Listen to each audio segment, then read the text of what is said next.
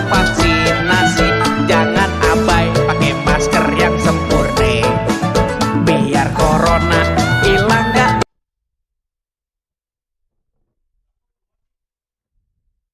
Nggak keluar ya?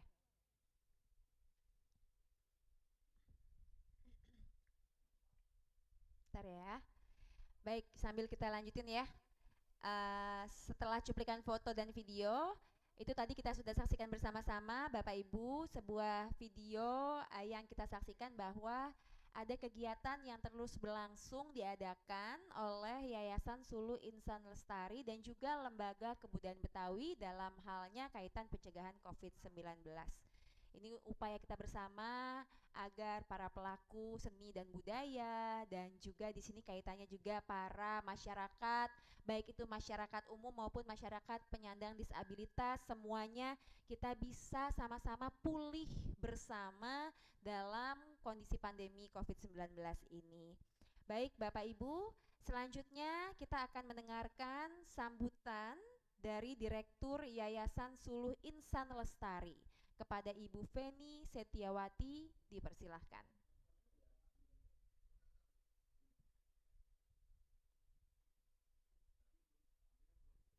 Iya, maksudnya dilanjut aja. Mau coba lagi?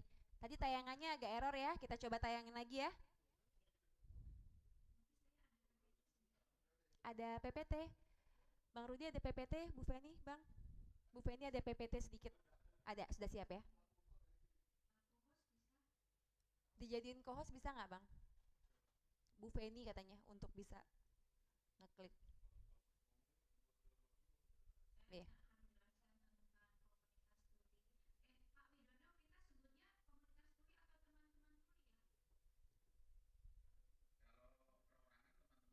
Iya, komunitas jadi satu ya, baik-baik. Ibu Feni, Ibu Feni Setiawati. Hah? Hah? Iya. Mm-mm. Baik, baik. Beliau akan bergabung dengan kita nanti. Oke, siap. Bang Imbong, Bu Feni minta dijadiin co-host katanya. Oh, kelihatan Bu, kelihatan.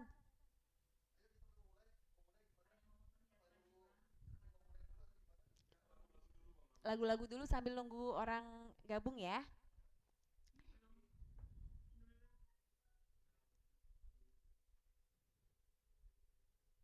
Bang Yaya mau duet nggak? Nyebutin apa nyebutin? Nah, gaya banget.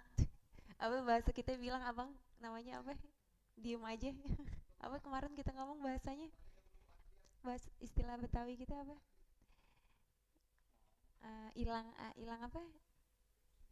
Yang diem aja. Yang nggak mau ngomong. Kemarin kita ngomong hilang bahasa bukan? Lupa deh. Diem bukan diem baik, ada bahasanya di buku bahasa kita. Apa istilahnya kita bahas di setu.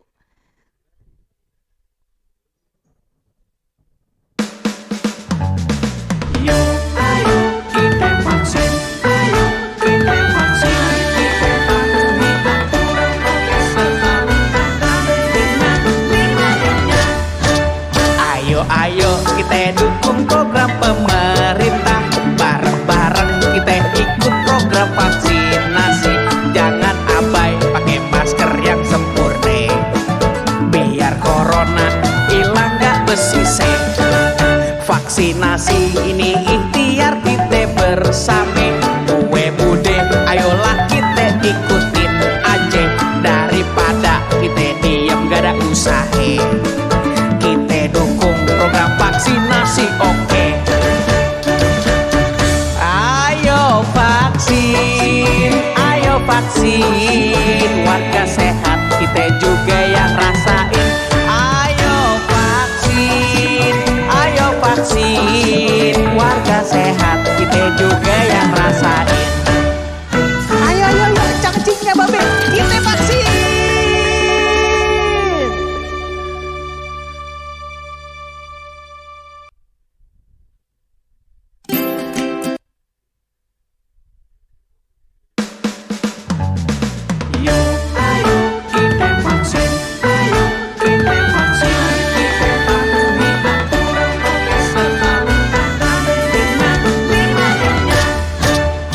Ayo kita dukung program pemerintah, bareng-bareng kita ikut program vaksinasi. Jangan abai, pakai masker yang sempurna, biar corona hilang gak bersisa. Vaksinasi ini ikhtiar kita bersama, gue bude ayolah kita ikutin aja, daripada kita diam gak ada usaha. Kita dukung program vaksinasi, oke. Ayo vaksin, warga sehat kita juga yang rasain. Ayo vaksin, warga sehat kita juga yang rasain. Ayo, cangcingnya babe, kita vaksin.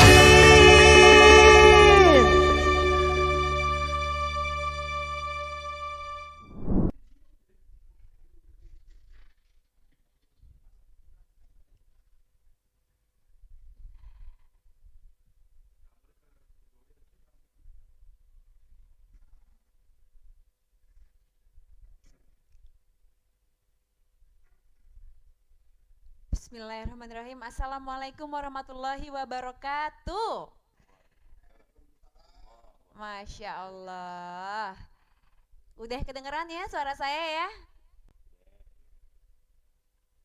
Iya, alhamdulillah. Baik, sekali lagi menyapa selamat pagi, salam sejahtera bagi kita semua. Alhamdulillahirabbil alamin.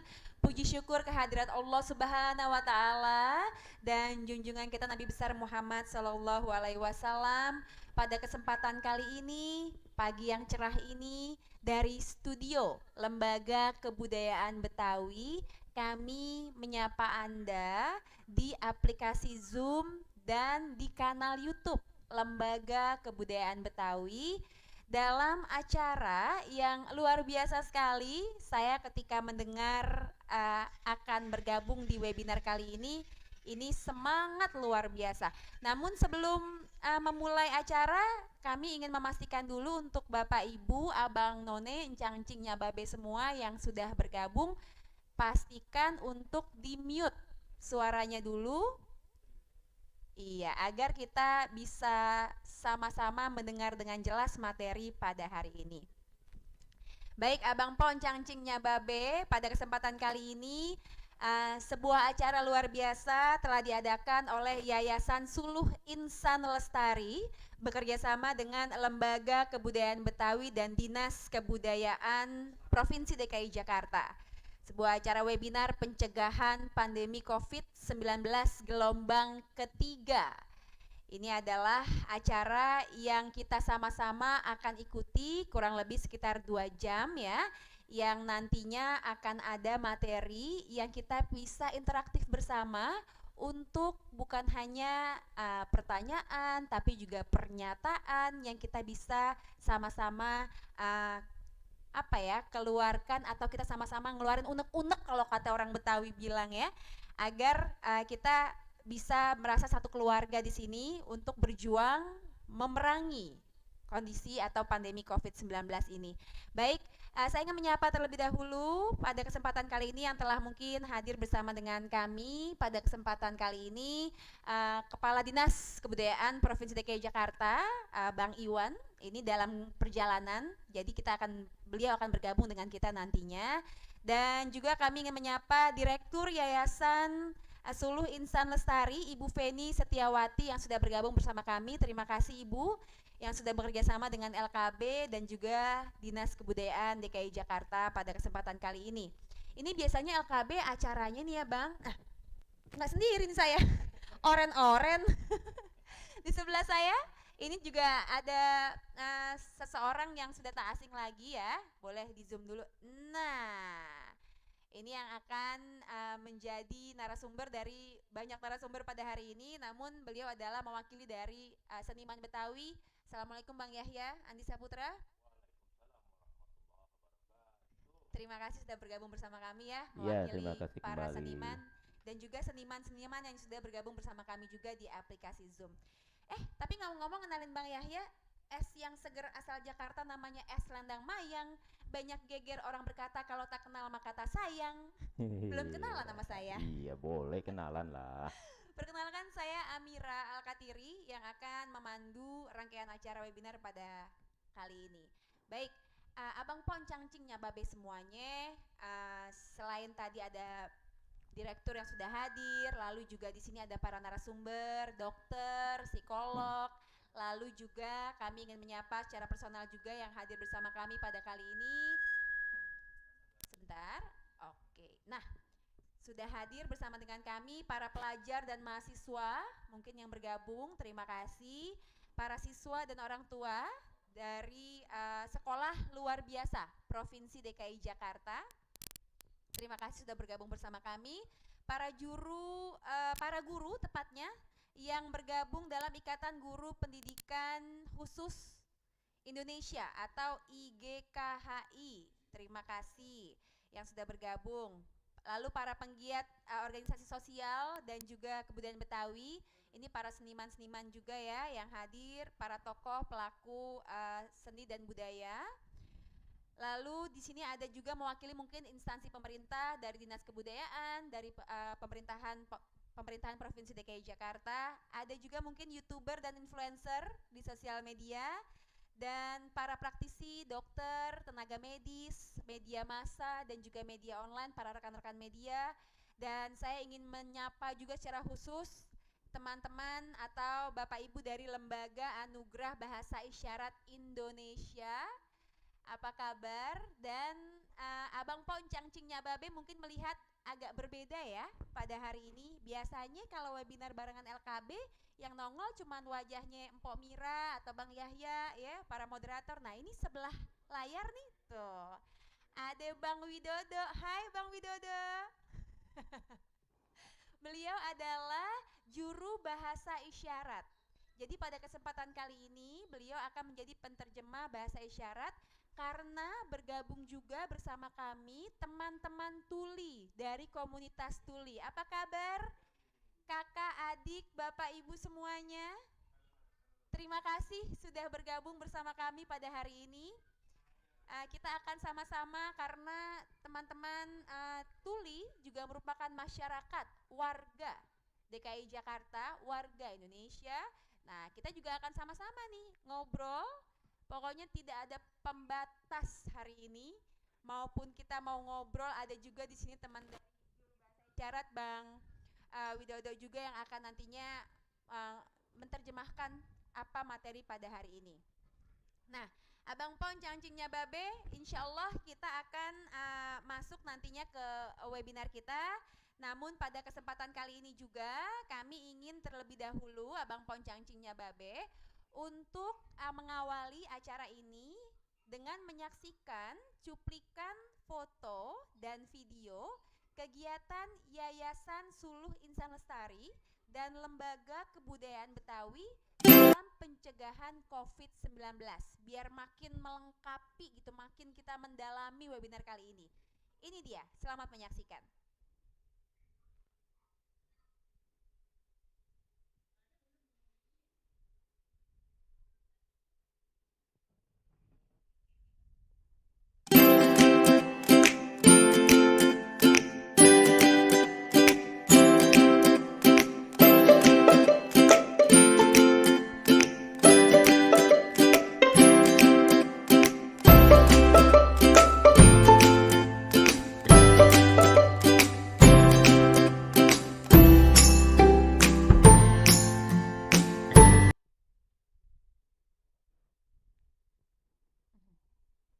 Berhenti.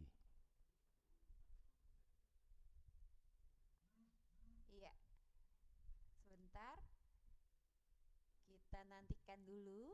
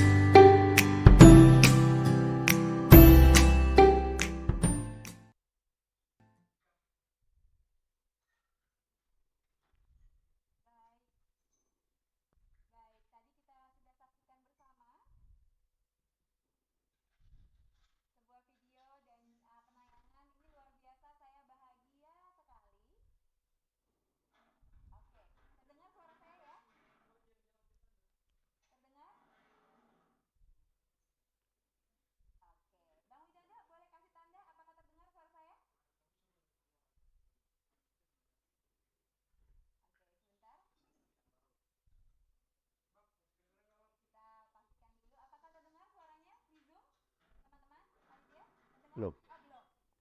Oke. Belum ya? Belum terdengar suaranya, Bang Rudi?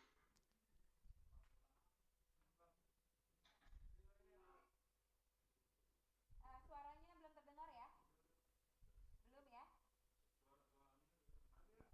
Oh, kecil. Kecil, Suaranya kecil. kecil.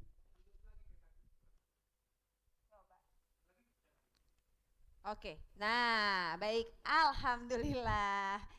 Baiklah, memang ya, alhamdulillah kita bisa saksikan bersama-sama video. Tadi saya bahagia sekali karena ternyata kondisi belajar mengajar online sudah mulai offline lagi. Para pelajar sudah mulai beraktivitas di sekolah dengan tetap mematuhi protokol yang berlaku, tepatnya protokol kesehatan. Dan kita saksikan tadi video itu adalah merupakan kegiatan di sekolah luar biasa ya. Itu adalah salah satu juga kegiatan dari Yayasan Suluh Insan Lestari yang menjelaskan kepada adik-adik kita khususnya penyandang tunarungu ya agar bisa mengetahui bagaimana kondisi dan apa yang harus dilakukan dalam pencegahan COVID-19. Abang Po, encang-cingnya Babe, Bapak Ibu semuanya, memang kurang lebih sudah 2 tahun pandemi ini hadir di dunia. Dan seperti kita ketahui, khususnya para pelaku seni dan budaya, itu adalah bukan sektor yang esensial ataupun kritikal. Namun, banyak pelaku seni dan budaya yang menjadikan profesi ini sebagai mata pencaharian utama. Habis-habisan kalau kita bilang. Itu sudah berlangsung. Ada istilah new normal yang berlaku. Ini yang mengingatkan kita bahwa dunia tidak akan pernah lagi sama dengan adanya virus corona ini.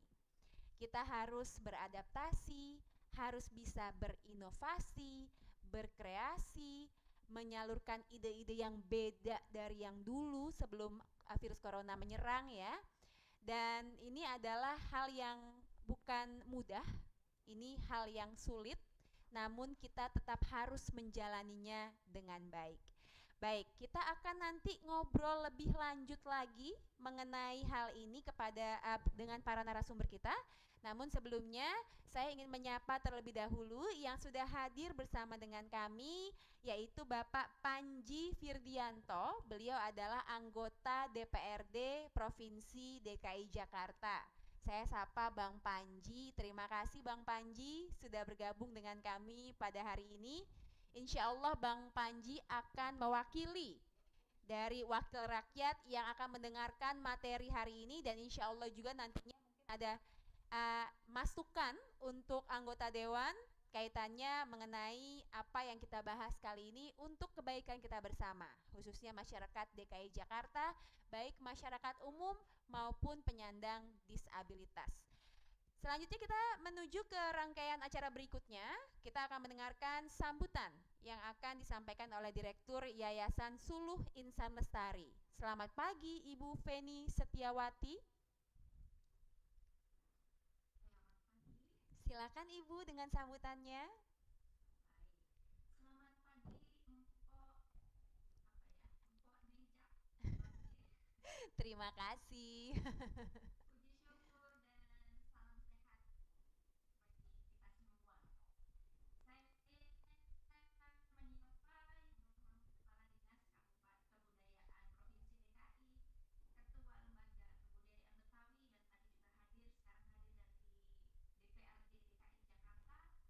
narasumber materi COVID-19 hari ini, dan juga hadir dari kami Ketua Yayasan Suluh Insan Lestari, dan juga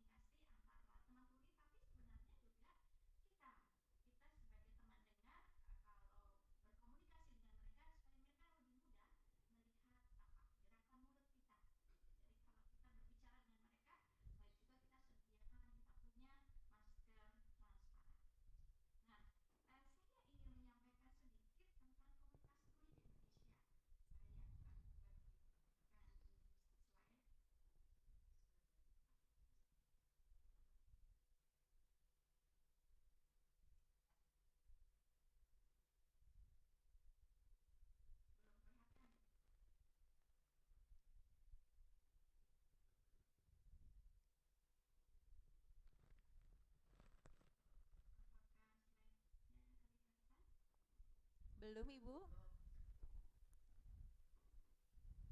Sebentar, coba dibantu ya.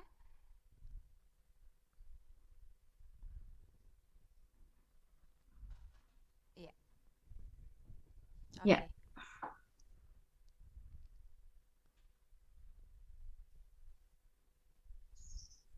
Sudah kelihatan ya? Sudah terlihat, alhamdulillah. Silakan Ibu. Iya. Ya, kita akan melihat berapa jumlah orang tuli di Indonesia atau komunitas tuli di Indonesia. Nah, ini kami ambil dari data Kementerian Kesehatan di tahun 2019. Ini adalah jumlah semua penyandang disabilitas di Indonesia. Jumlahnya ada 38 juta orang. Kalau dibandingkan dengan seluruh penduduk Indonesia, ada sekitar 14%, 14,2% penyandang disabilitas. Nah, jumlah penyandang tunarungu sendiri itu adalah 2.600.000 sekian atau 7%. Teman-teman bisa melihat ya, Bapak Ibu bisa melihat. Ini data tahun 2019. Sedangkan menurut data Pusdatin dan dari Kementerian Sosial itu penyandang disabilitas ada 11 juta dan penyandang tunarungu ada 2.500.000 atau teman-teman komunitas tuli. Jumlahnya tidak jauh berbeda, kira-kira seperti itu. Dan ini data-data dari seluruh tadi ya, apa yang disebut disabilitas. Dan nomor 4 itu adalah teman tuli itu ada sekitar 7% dari 14% tadi. Jadi cukup banyak. Ini data kira-kira sebaran jumlah di masing-masing provinsi begitu ya. Mungkin terlalu kecil. Tapi kelihatan kita lihat di DKI, nanti kita bisa lihat di DKI ada sekitar 52.000. Nah, ini lebih kelihatan di sini, ini profil DKI Jakarta. Yang tuli itu yang kanan ya ada 8.600 sekian. Jadi yang di atas itu jumlah disabilitas, yang di bawah itu adalah dari tunarungu. Jadi, nah saya sebutnya ada dua, tunarungu dan tuli, itu. Tapi kami lebih banyak menyebutnya tuli. Kenapa? Saya ambil dari salah satu slide. Ini perbedaannya. Kalau tunarungu itu istilah medis, gitu ya, lebih ke istilah medis. Artinya tuna itu ketidakmampuan, satu ketidakmampuan mendengarkan. Sedangkan tuli adalah kemampuan berbahasa isyarat. Tunarungu ada kerusakan indera pendengaran. Ini berkaitan dengan medis. Dan tuli dapat digelarkan atau disematkan pada siapapun juga. Diagnosa medis, ya, tunarungu. Kemudian tuli sebuah identitas sosial, ya, mereka tuli. Kemudian kalau tunarungu terkesan lebih diskriminatif karena kurang, begitu ya, tunanya kurang. Sedangkan tuli lebih nyaman terdengar. Kalau kita kadang-kadang memang agak segan menyebutnya tuli, tapi sebenarnya untuk teman-teman tuli mereka lebih senang disebutnya teman tuli. Sedangkan kita itu adalah teman dengar, gitu ya, atau orang dengar. Bahasa isyarat di Indonesia ada dua, ada Sibi dan ada Bisindo. Kalau Sibi ini yang bahasa isyarat yang banyak digunakan juga di sekolah-sekolah gini ya, itu tata cara merepresentasikan bahasa lisan di Indonesia dalam gerakan tertentu gitu, biasanya satu tangan. Sedangkan Bisindo ini gerakannya dua tangan, lebih ke sehari-hari, bahasa komunikasi antar teman tuli sehari-hari. Jadi mereka berkembang secara alami di kelompok masyarakat tuli di Indonesia. Jadi video tadi itu dalam bahasa Bisindo supaya lebih ditangkap dengan baik, dan juga Pak Widodo sebagai JBI juga menggunakan Bisindo. Jadi ini sekilas tentang apa itu komunitas tuli, teman tuli, dan mengapa kami fokus tuli selain ke komunitas Betawi. Nanti komunitas Betawi akan disampaikan oleh Ketua LKB. Jadi terima kasih banyak untuk kita semua, dan kita bisa melayani teman-teman dengan mitra kita juga, dan mereka mendapatkan akses informasi yang baik dan benar tentang COVID-19.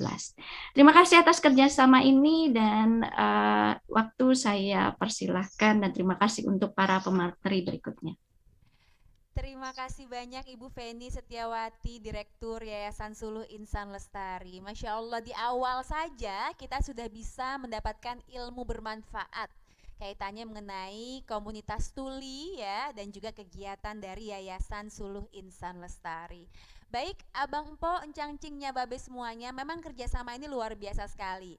Difokuskan pada pelaku seniman budayawan Betawi dan juga para komunitas tuli, teman-teman tuli yang bergabung bersama kami, dan mungkin guru-guru dan siswa dari sekolah luar biasa. Baik, Abang Pon Cangcinya Babe, karena kaitannya pada hari ini adalah kerjasama kita dengan Lembaga Kebudayaan Betawi. Nyok, kita sama-sama dengerin yuk sambutan dari Ketua Umum Lembaga Kebudayaan Betawi, abang saya, Bang Beki Mardani. Assalamualaikum Bang Beki. Waalaikumsalam warahmatullahi wabarakatuh. Amira, Masya terima Allah. kasih. Silakan Bang Beki. Baik. Bismillahirrahmanirrahim. Assalamualaikum warahmatullahi wabarakatuh. Salam sehat semua buat kita semua. Saya ingin menyapa pertama untuk Ibu Feni Setiawati dari Direktur Yayasan Suluh Insan Lestari. Tadi juga kabarnya ada Ketua Yayasan, namun tidak disebutkan. Salam kenal. Kemudian Pak Kadis Kebudayaan, Pak Iwan, insya Allah nanti bergabung. Tadi saya lihat juga sudah ada Pak Norfri ya, dan teman-teman lain. Kemudian Bapak Ibu Guru dari Ikatan Guru Kebutuhan Khusus Indonesia, dari komunitas, kemudian juga para narasumber, ada Bang Yahya Andi Saputra, ada Dr. Ulfa Himayati, spesialis paru, ada Dr. Desi Wulansari, tadi ada sahabat kita juga dari DPRD, Bapak Panji Virgianto. Terima kasih sudah sama-sama mengikuti kegiatan ini. Kami dari Lembaga Kebudayaan Betawi tentu saja sangat bersyukur dan berterima kasih bisa berkolaborasi dengan teman-teman dari Yayasan Suluh Insan Lestari. Seperti sudah kita lihat tadi, sebelum webinar ini sudah ada beberapa kegiatan yang kita saksikan tadi di videonya. Luar biasa, dan saya kira ini sesuatu yang baru juga buat Lembaga Kebudayaan Betawi, karena ternyata masyarakat kita masih ada yang selama ini belum kita sambungkan. Dan alhamdulillah pada pagi hari ini kita nyambung nih dengan masyarakat kita, dengan anak-anak kita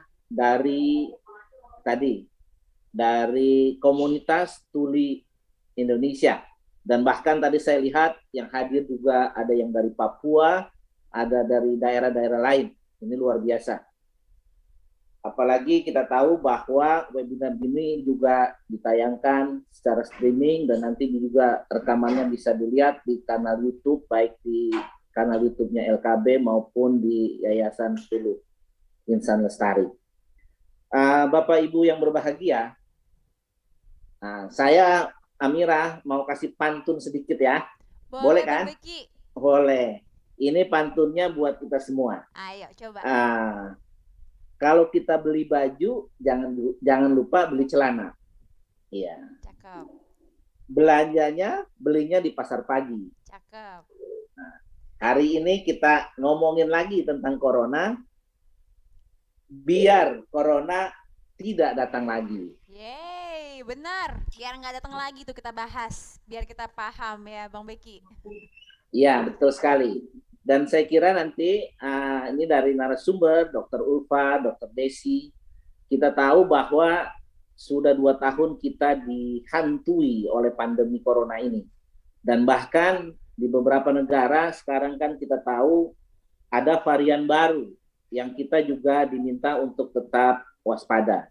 Nah, saya kira nanti dari narasumber bisa memberikan informasi sekitar hal-hal yang mungkin kita perlukan dalam rangka tadi mengantisipasi, menghindari agar Kasih ya Bang. varian-varian baru itu tidak menjangkiti Indonesia.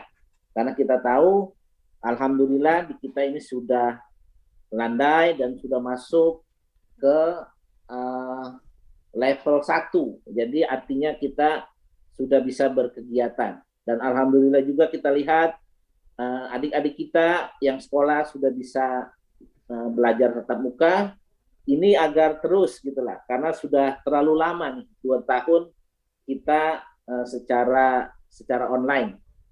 Nah, anak-anak kita biar lebih bergembira, gitu kan? Makanya hari ini kita webinar dan sekali lagi saya ingin mengucapkan terima kasih kepada Yayasan Sulu yang sudah menggandeng Lembaga Kebudayaan Betawi untuk sama-sama kita mensosialisasikan bagaimana katakanlah tadi pandemi, kemudian segala hal yang berhubungan dengan pencegahannya, apalagi untuk adik-adik kita yang akan menjalani sekolah secara tatap muka. Saya kira itu, dan hari ini kita lihat tadi pagi saya sempat jogging kecil-kecil, melihat matahari kembali bersinar, naik sepeda sampai ke Sudimara. Selamat mengikuti webinar dengan hati riang dan penuh gembira. Masya Allah, nyambung aja, tahu-tahu udah pantun. Iya, sekali lagi selamat berwebinar dan mohon maaf kalau ada kekurangan. Terima kasih Ibu Penny Setiawati dan seluruh komunitas tuli Indonesia. Mas Widodo yang saya belum sapa tadi, yang terus bercicat-cicat. Sekali lagi terima kasih, mohon maaf. Assalamualaikum warahmatullahi wabarakatuh. Waalaikumsalam warahmatullahi wabarakatuh. Paling enak manggaku ini taruh di peti, kita angkat berdua. Ada Bang Beki yang udah di sini, yang sambutannya kasih motivasi buat kita semua. Wah, Masya Allah. Memang luar biasa sekali nih Bang Beki, jadi semangat nih kalau memang kita sama-sama ngebahas apa itu kondisi seniman kita, karena dengan kita ngebahasnya kita cari solusi, jalan keluar.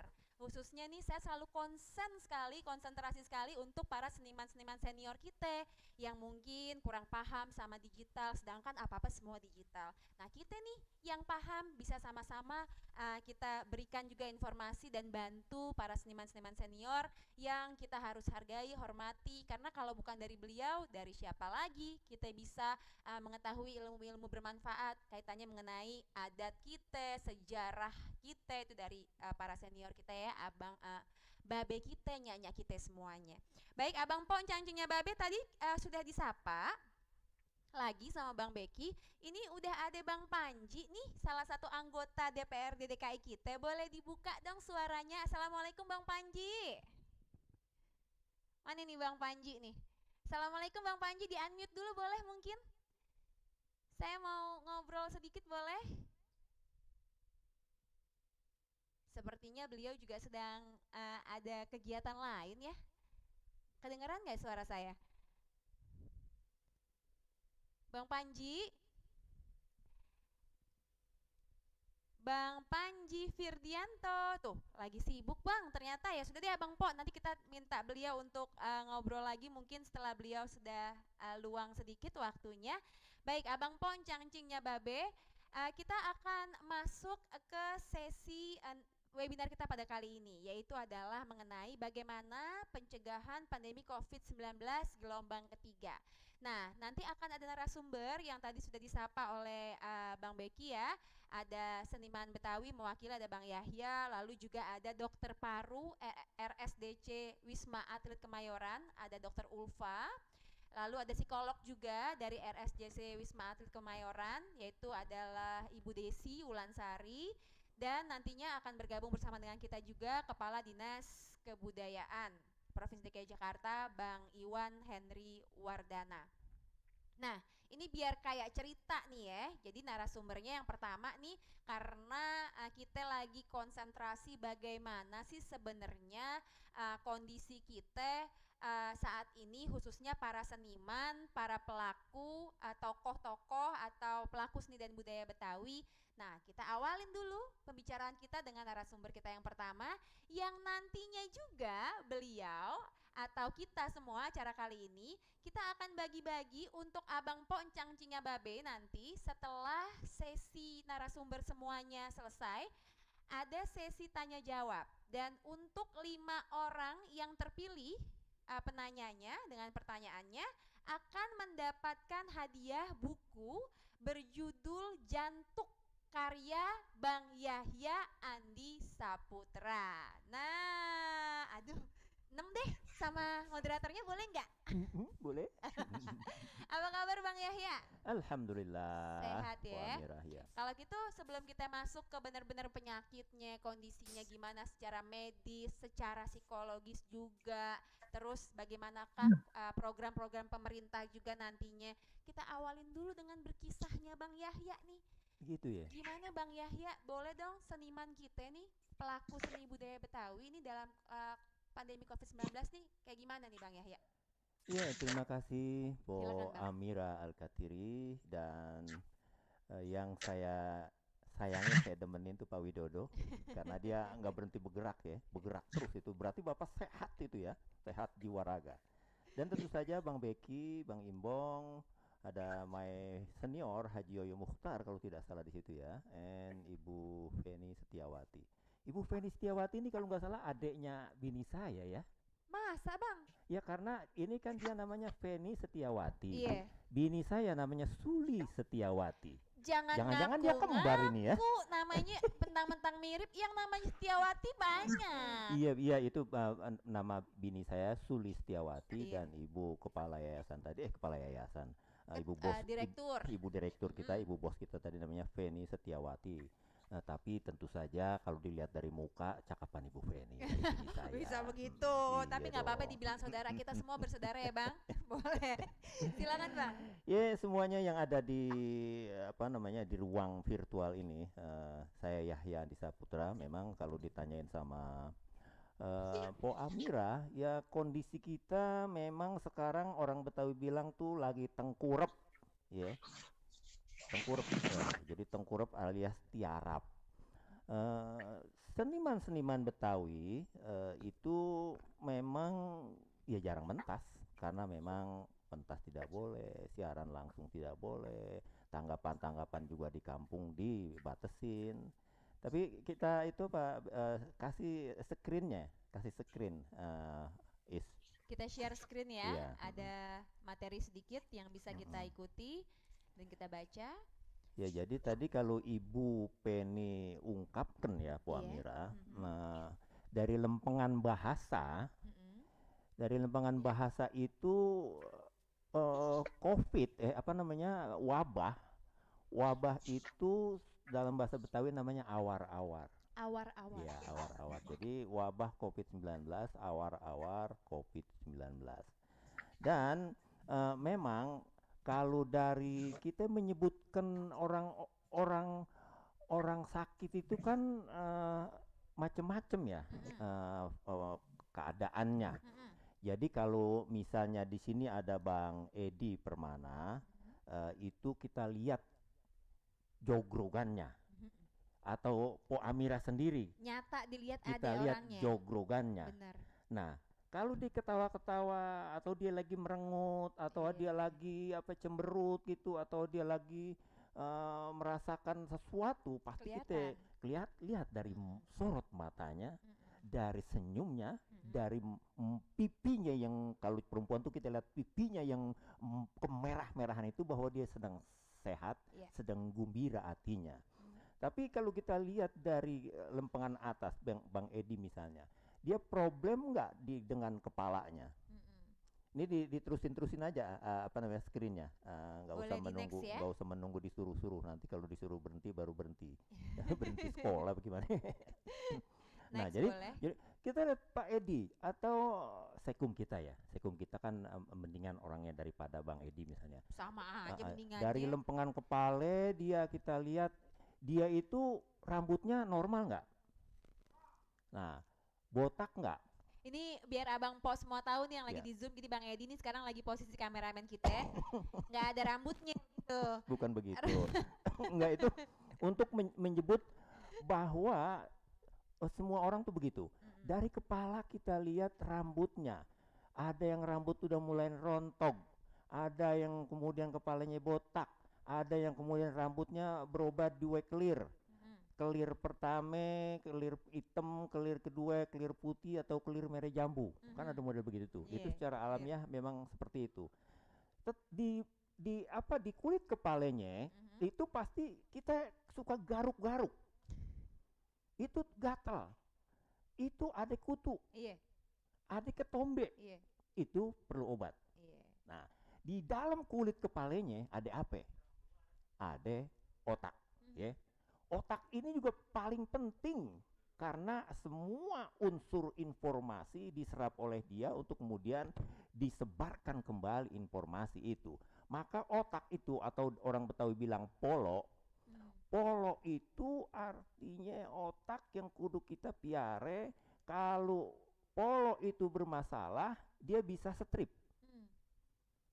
Polo kembali ke dalam hati, kemudian dia itu menjadi polonya bermasalah, dia menjadi stres, menjadi strip, menjadi akhirnya ditaruh di rumah sakit Grogol. Ah. Iya, Orang waras gitu dipiara ya. itu di sumber waras. Jadi Iya. jadi itu sakit polo akhirnya menimbulkan problem-problem dalam hidupnya, informasi yang salah, informasi yang itu dia stres, kemudian stres dibawa-bawa, kemudian dia menjadi strip, dari strip akhirnya dia betul-betul nggak bisa lagi hidup secara normal. Iya. Nah, banyak lagi ya. Kita pindah ke jidat kita, ke jidat kita, kemudian ke mata kita. Di mata kita tuh kadang-kadang kita sakit mata. Mhm. Sakit mata itu ada tai mata namanya ya. Mhm. Tai mata. Jadi Istilahnya emang apa itu Bang? ya tai mata. Tai mata itu kan istilah-istilah nama-nama penyakit yang kudu kita perhatiin juga. Iya. Tai mata, kemudian pindah ke kuping. Di kuping juga begitu, macam-macam persoalan. Ada kuping bernane, curek. Ada bahasa ini kan tadi ibu apa Suli, Ibu Suli Setiawati Bukan, itu mengatakan kan bininya abang. ibu Ibu Suli mah bininya abang. Abang suka ketuker-tuker, Ibu Penny. Ibu Penny ya gitu ya, Ibu Penny udah menyebutkan. Jadi dia bergerak dari sisi kebahasaan. Iya. Jadi ada yang disebut curek, ada yang disebut conge, ada yang disebut telinga apa bermasalah, itu kan penyakit juga. Maka itu kalau kita pergi ke THT, ke dokter THT itu ongkos-ongkosan bener itu.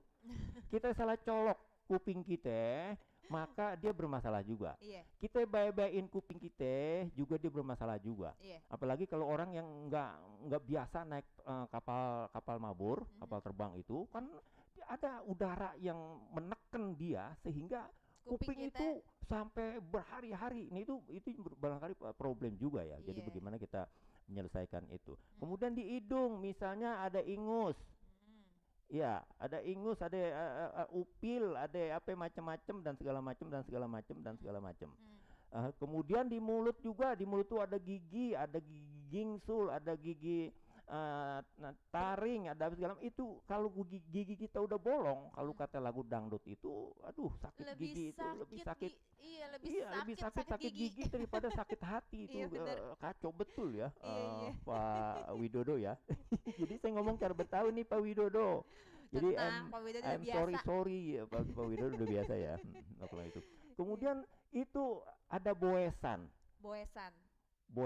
di bibir. Kemudian bentuk bibir juga kan beda-beda ya. Iya. Ada yang bibirnya memble, Nyonyor, ada yang apa ya? bibirnya doer, ada yang bibir tipis. Bibir tipis itu peribahasa kata Betawi itu dikatakan ya bibir tipis, ya bibir lemes gitu ya. Orang yang suka ngomongin orang tuh maknanya. bibir tipis, bibir lemes. Kemudian juga macam-macam penyakit ada di dalam di mulut kita. Lidah, kemudian jadi kalau kita serius itu bagaimana, itu sudah sangat mengganggu kita. Oke. Nah, sakit kulit saya kayak macam koreng, Iya. borok, Ini yang kelihatan nih itu ya. yang kelihatan dulu. Iya, Ntar iya. yang kalau penyakit dalam itu bagaimana nanti Po Ulpa akan mengungkapkan itu. Oh iya. Kalau dia punya paru-paru itu rusak, hitam, dia punya jantung rusak, bocor sono sini, waduh itu orang di bypass, itu operasi bypass besar, itu kemungkinan dia 75% akan diambil oleh malaikat Israel. Iya benar. Innalillahi wa inna ilaihi rojiun begitu ya. Iya. Jadi nah itu pano, urap, kudis, kutil, mata ikanan, bisakan, itu nama-nama penyakit semua yang memang harus kita ungkapkan bahwa itu penyakit. Karena kan setiap penyakit dalam perspektif kita pasti ada obatnya. Jadi bisakan, kutu air, kutil, kesusuban, dan lain-lain nama penyakit itu, itulah yang memang harus kita ingat kembali bahwa kita menderita penyakit-penyakit itu. Oke. Jadi Kalau tadi yang kelihatan tuh, Ya. itu aja udah ngebuat stres ya Bang? Iya. Apalagi virus corona gitu. Nah kalau kaitannya balik nih Abang wakilin seniman Betawi gitu. Ya.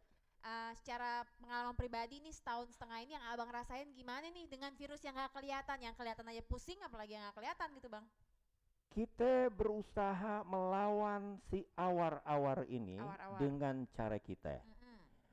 Ada kita yang sukses berhasil memukul mundur pasukan si awar-awar COVID-19 itu.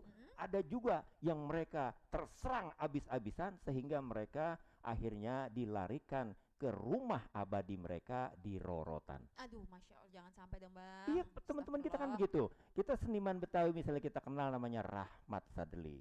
Itu dipanggil oleh yang kuasa, Satiri, kemudian juga Bang Satiri, kemudian juga dokter dokter ketua kepala dokter Ashari. Iya. Kemudian ya banyak Itu tokoh-tokoh seniman iya, kita ya Bang. seniman-seniman kita yang memang daya tangkalnya terhadap serangan si awar-awar COVID-19 itu mungkin memang dia memiliki bawaan penyakit bawaan lainnya, penyakit sehingga ketika dia menangkal itu dengan misalnya ini kan kita selalu disiapin ginian nih. Hand Jadi sanitizer. saudara-saudara semuanya, kawan-kawanku, adik-adik semua, ini jangan ditinggalin. Iya. Juga ini kita kudu semprot Ini boleh, Bang. Ngomong-ngomong Bang Yahya udah divaksin belum? Hah? Udah divaksin belum? Oh, saya sudah komplit Komplit. divaksin. Alhamdulillah. Jadi saya memang yang angkatan pertama divaksin karena memang saya merasa itu satu jalan, satu upaya untuk melindungi, menangkal serangan yang saat itu kan kita apalagi saat-saat sangat kritis ya, Bu Amira dan saudara-saudara semuanya.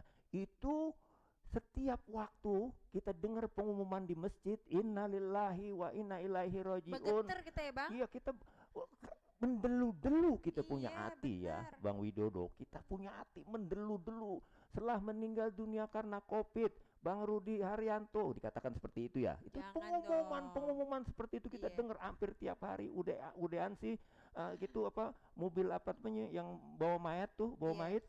Mobil jenazah. Ya, mobil jenazah, ambulan, keong, kita selalu dengar itu, dan sehingga itu membuat kita seolah-olah itu semakin menyudutkan kita pada sudut yang paling kritis dalam hidup kita. Nah ini Jadi, yang Bang Yahya bilang secara psikologis bikin stres ya Bang? sangat stres orang-orang. Bagaimana kita kena stres? Pertama, kita lihat gambar orang yang kena COVID-19 itu hanya di dalam dunia maya, di TV-TV. Iya lihatnya gambar di TV. Weng-weng, kita lihat di Wuhan begitu, kita lihat di sini begini. Tiba-tiba besoknya kita lihat di depan rumah kita itu ada orang yang dijemput. Ada saudara kita, keponakan kita, nyak kita, empok kita, bahkan teman-teman baik kita yang saban hari kita ngopi, kita minum bersama-sama itu tiba-tiba dipanggil oleh Yang Maha Kuasa karena tidak mampu melawan COVID-19. Betul. Dan ini juga berdampak karena kitanya stres ngelihatnya, jadinya gampang penyakit masuk gitu ya Bang? Ya, begitulah. Dan ini yang salah satu keluh kesahnya Bang Yahya mewakili seniman Betawi juga nih, para pelaku usaha, bahwa ternyata ini kita harus waspadai benar, walaupun ya kalau kata salah satu instansi dunia di Amerika Serikat mengatakan bahwa kita udah masuk ke level 1 nih Bang. Iya. Ya, Malahan kondisi saya dapat pandemi. ini ya. Iya tuh Abang dapat apa? Tapi kita tetap harus waspada. Yes. Tetap itu. harus kencengin ikat pinggang kita. Gitu Dan ya. yang lebih menyedihkan, membuat kita pilu Iya. rasa hatiku, saudara-saudaraku, bahwa mereka seniman-seniman di samping dia memang tidak mendapat tanggapan, tidak mendapat fulus untuk melanjutkan untuk supaya dapur yang ngebul, supaya di meja makannya ada suara bunyi lenting-lentingan piringnya segala macam beraduk karena mereka makan. Ada sebagian dari mereka yang sudah menyewa menggadein Ngegadein apa? menggadein alat-alat musiknya. Jadi alat-alat musik gambang kromong, alat-alat musik topeng, alat-alat itu udah mau digadein sama mereka. Iya. Karena saking frustrasinya mereka, Masya Allah. sehingga ya kita tahu kan ada bantuan-bantuan ya. Iya, Maka itu Lembaga Kebudayaan Betawi bekerja sama dengan pemerintah Provinsi DKI Jakarta dengan Iya. dengan Dinas Kebudayaan misalnya memang melakukan apa namanya donasi-donasi kepada sanggar-sanggar dan Iya. yang kali ini nih saya acung jempol juga kepada Yayasan Suluh Lestari Indonesia. Suluh Insan Lestari. Suluh Insan Lestari itu Iya. bekerja sama kembali dengan Lembaga Kebudayaan Betawi Iya. untuk bagiin ginian nih sama ini nih. Ini Tuh apa ada masker sama Masker hand juga ya, hand sanitizer. sanitizer. Sama vitamin, dia kasih Sama vitamin. vitamin, Vitamin Masya ada vitamin Allah. B2 segala macam. Jadi Ini upaya juga nih biar kita tetap itu sehat. sangat penting ya. Iya, Bang. Saya mendapat informasi bahwa ini koran baru tanggal 8 kemarin ya. Iya, iya, iya. Saya kutip Apa bahwa tuh? Indonesia harus waspada, kata Mhm. koran itu. Iya. COVID melonjak di 56 negara Eropa. Tuh. Nah, jadi Pak dia di Eropa menembus angka 1,5 juta jiwa Februari 2022. Berarti kan dia udah membaca kan. memprediksi tuh Bang ke depan. Nah, ya jadi kita nih ya Bang Widodo gambarnya hilang nih. Apa namanya? Bang Widodo. Diganti Jadi dulu nih. oh diganti sama Iya, siapa? Ini Empok Enggak. nih sekarang nih. Diganti sama Mpok ini. Oh ya, Pok apa Iya. namanya? Pok Wid. Namanya Empok siapa? Tuh, Abang bisa baca nggak tuh hurufnya? Halo. Hai Empok. Saya Nona. Oh, Empok Nona. Pok Nona. Jadi Nona Mm-mm. namanya. Jadi Pok Nona ini yang menggantikan itu. Nah, Iya. oleh karena itu Mm-mm. kita nggak boleh lengah karena nih barang kan nggak kelihatan sama Iya, kita. Iya. Mungkin dengan teknologi super canggih, super modern kita bisa longok dia. Bentuknya begini. Dia lagi menyerang mulut kita. dia lagi happy ketawa-ketawa di restoran. Dia lagi happy ketawa-ketawa di kereta api. Dia di hotel segala macam gitu. Yang siap negrep kita. Iya. Negrep kita tuh. Jadi Iya, Bang. begitulah kira-kira kalau dari Kurang rempengan lebih gitu ya, saya. Bang ya. Saya menyampaikan bahwa thank you Suluh Lestari sudah Gaya-gayaan pakai thank you. Makasih. Thank you. jadi Emang apa pengen ketawa. Jadi terima kasih Iya, Yayasan Bang. Suluh Insan Lestari yang sudah Iya, iya. bekerjasama dengan kita. Mm-mm. Lebih sering bekerja sama dengan kita untuk urusan-urusan begini tuh jempolnya jadi 13. Jempol 13 tuh enggak? Banyak Jempol banget. 13 tuh jempol paling super. Iya. Kenapa? Dulu ada cerita rakyat bahwa cerita rakyat ya Sohibul Hikayat. Iya. Satu orang memelihara satu burung. Iya. Burungnya burung perkutut. Iya. Dan burung perkutut itu memang dipuja-puja di mana tempat karena dia punya suara itu kong namanya kong. Jadi pas diperiksa-periksa di samping dia punya suaranya bindeng. Iya. Karena suara bindeng itulah yang membuat si burung itu sangat istimewa suaranya. Biasanya kan kalau perkutut kan Dia beda gitu ya, bindeng. ini bindeng. Ah. Gitu suaranya begitu. Jadi oleh karena itu pas diperiksa-periksa keistimewaan si burung ini selain dia punya cocotnya itu suaranya bindeng tapi dia punya buntut 13. 13. Jadi kalau yang buntutnya burung tekukur itu burung 13? perkutut itu 13 Mahal, maka Bang. itu jempol. Oh, Jempol oke. 13 itu jempol yang paling tinggi. Baik, memang Bang Yahya ini ahlinya bercerita tentang kisah-kisah. Kalau pengen tahu nih, siapa tahu Anda beruntung dari 5 penanya mendapatkan salah satu bukunya yang berjudul Jantuk karya beliau dari puluhan buku yang lain. Mau tahu buku yang lain? Datang ke LKB ya di Nyai Ageng Serang, Kuningan Jakarta Selatan. Ya. Betul ya Bang ya, lantai 4.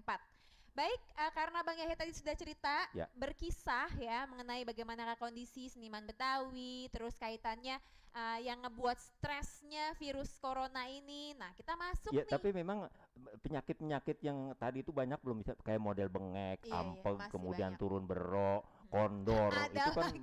belum disebutin semuanya oleh Iya. saya karena kan ini Kelar kelar lama nanti Oh maghrib. iya iya Nggak iya. kelar-kelar Iya. dari ujung rambut sampai ujung kaki.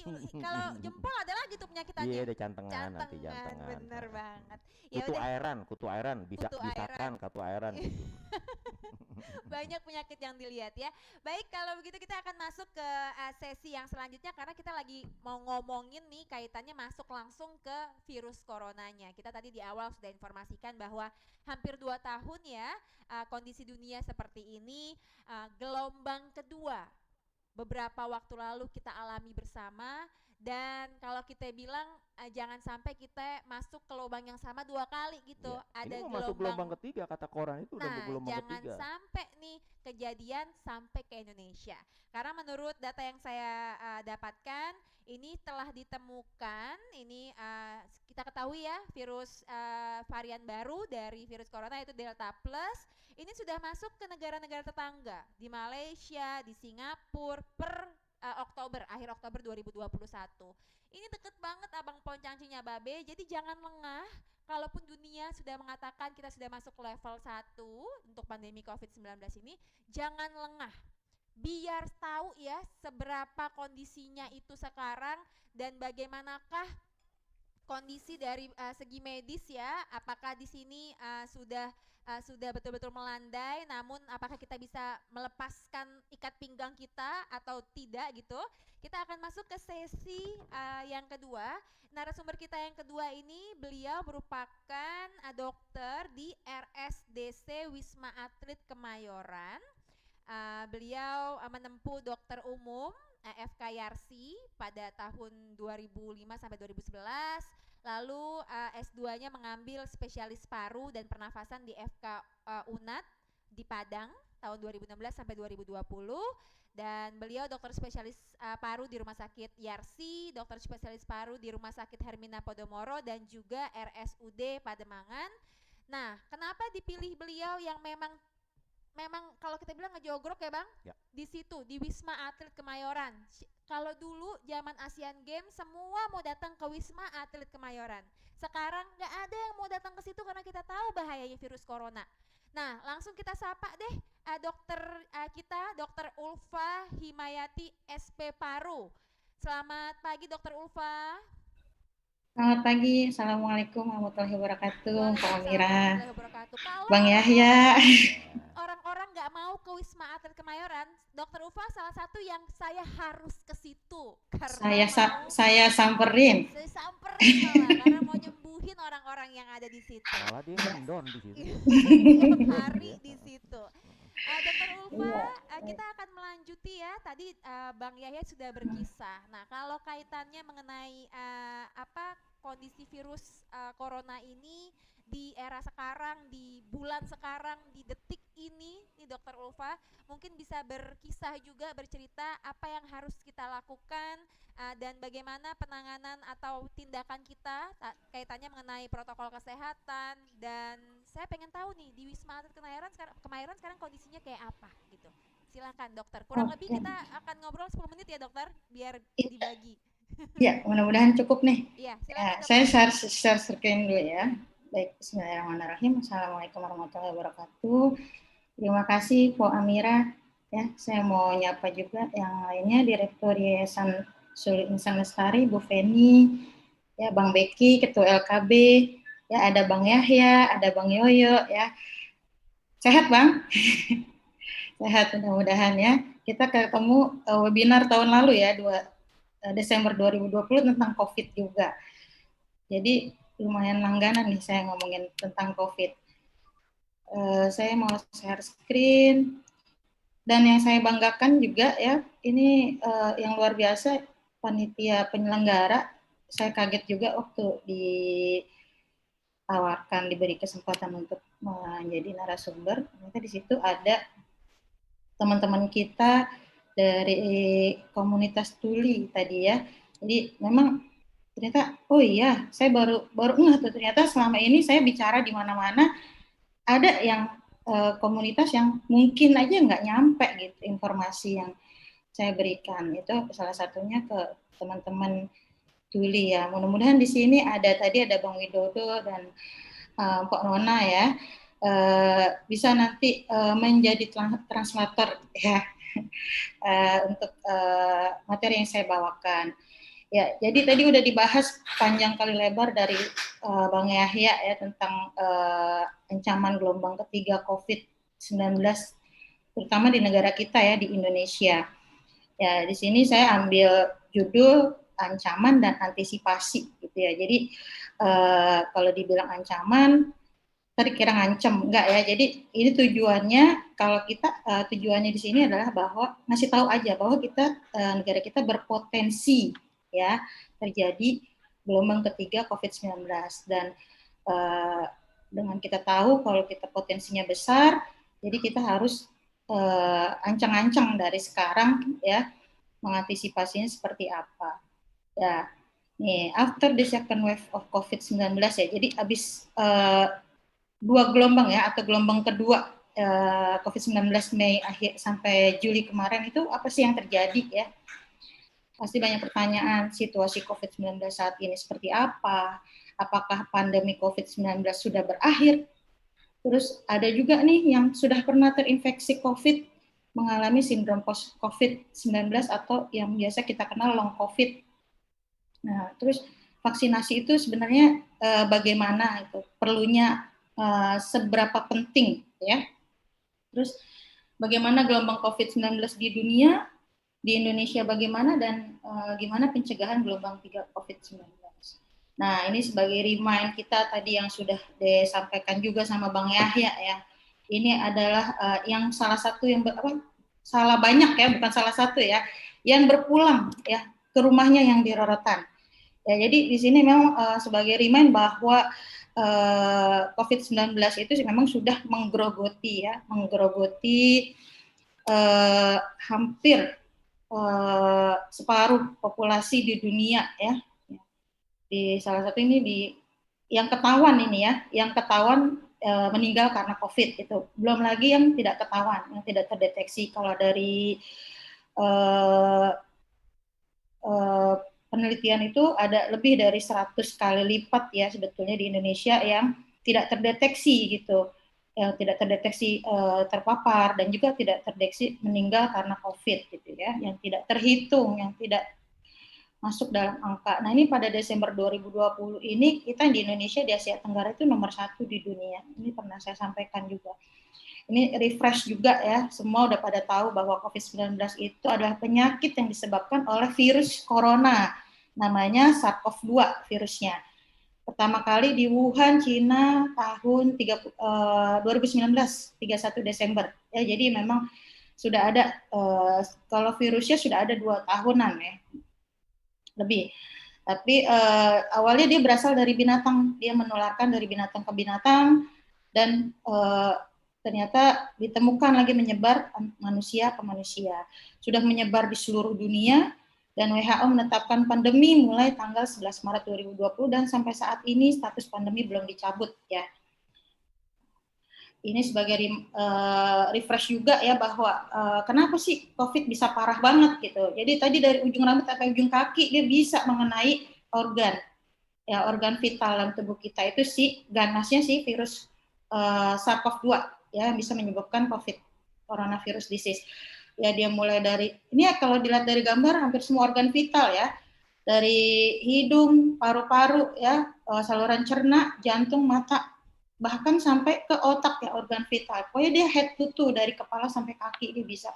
Bahkan otot-otot jantung juga ya, otot-otot saraf juga, sampai prostat juga bisa kena ya, semuanya. Makanya begitu parahnya pandemi kita ini karena memang dia hampir mengenai seluruh organ vital yang ada di tubuh kita. Ya, penularannya ya ini ada 2 cara, langsung dan tidak langsung. Ya, ini saya sebagai refresh aja nih, ngingetin bahwa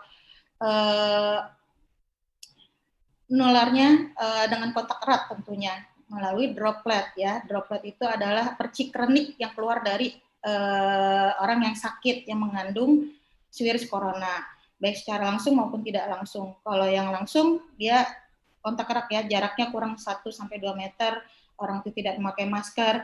Terus kalau tidak langsung, dropletnya itu dia nempel di permukaan benda yang sering kita pegang. Nah, orang yang sehat pegang tanpa cuci tangan, ya, tanpa membersihkan tangan dengan hand sanitizer, ya, dia menyentuh muka, ya, tangan, mulut, ya, daerah sekitarnya. Dan bahkan ya orang yang gejala ringan atau tanpa gejala pun bisa menularkan COVID-19. Makanya begitu dahsyat ya terjadi pandemi. Ini transmisinya dari high risk, dari low risk ke high risk ya. Tentunya ya semua sudah tahu bahwa semakin ramai, semakin rapat, semakin tidak bisa menjaga jarak ya, semakin erat kontak ya. Jadi itu yang bisa makin high risk. Contohnya misalnya di tempat keramaian, di diskotik, di tempat nonton, tempat kondangan ya, resepsi ya. Terus yang lower risk, bahkan orang yang bisa sudah menjaga physical distancing pun bisa juga masih memiliki resiko terinfeksi corona ya. Nah, faktor resiko terinfeksi dari penelitian ini tahun 2020 ya, ini hampir masih sama sampai sekarang kalau masalah faktor resiko terinfeksi. Orang yang berpergian ke daerah yang zona merah COVID ya, terus kontak dengan kasus yang terkonfirmasi positif, usia lebih lanjut, terus memiliki faktor komorbid atau penyakit yang tidak terkontrol, penyakit kronis yang tidak terkontrol, contohnya darah tinggi, ya, sakit jantung, orang dengan kegemukan, orang dengan diabetes atau dengan gula, orang yang perokok aktif, orang yang memiliki keganasan atau kanker, ya, yang intinya yang saya sebutkan ini adalah orang yang tidak memiliki imunitas yang seimbang dan juga orang yang belum memiliki imunitas spesifik ya terhadap si virus COVID, atau dalam artian orang itu belum divaksinasi atau orang itu belum pernah terinfeksi, seperti itu. Ya. Lalu orang yang memiliki faktor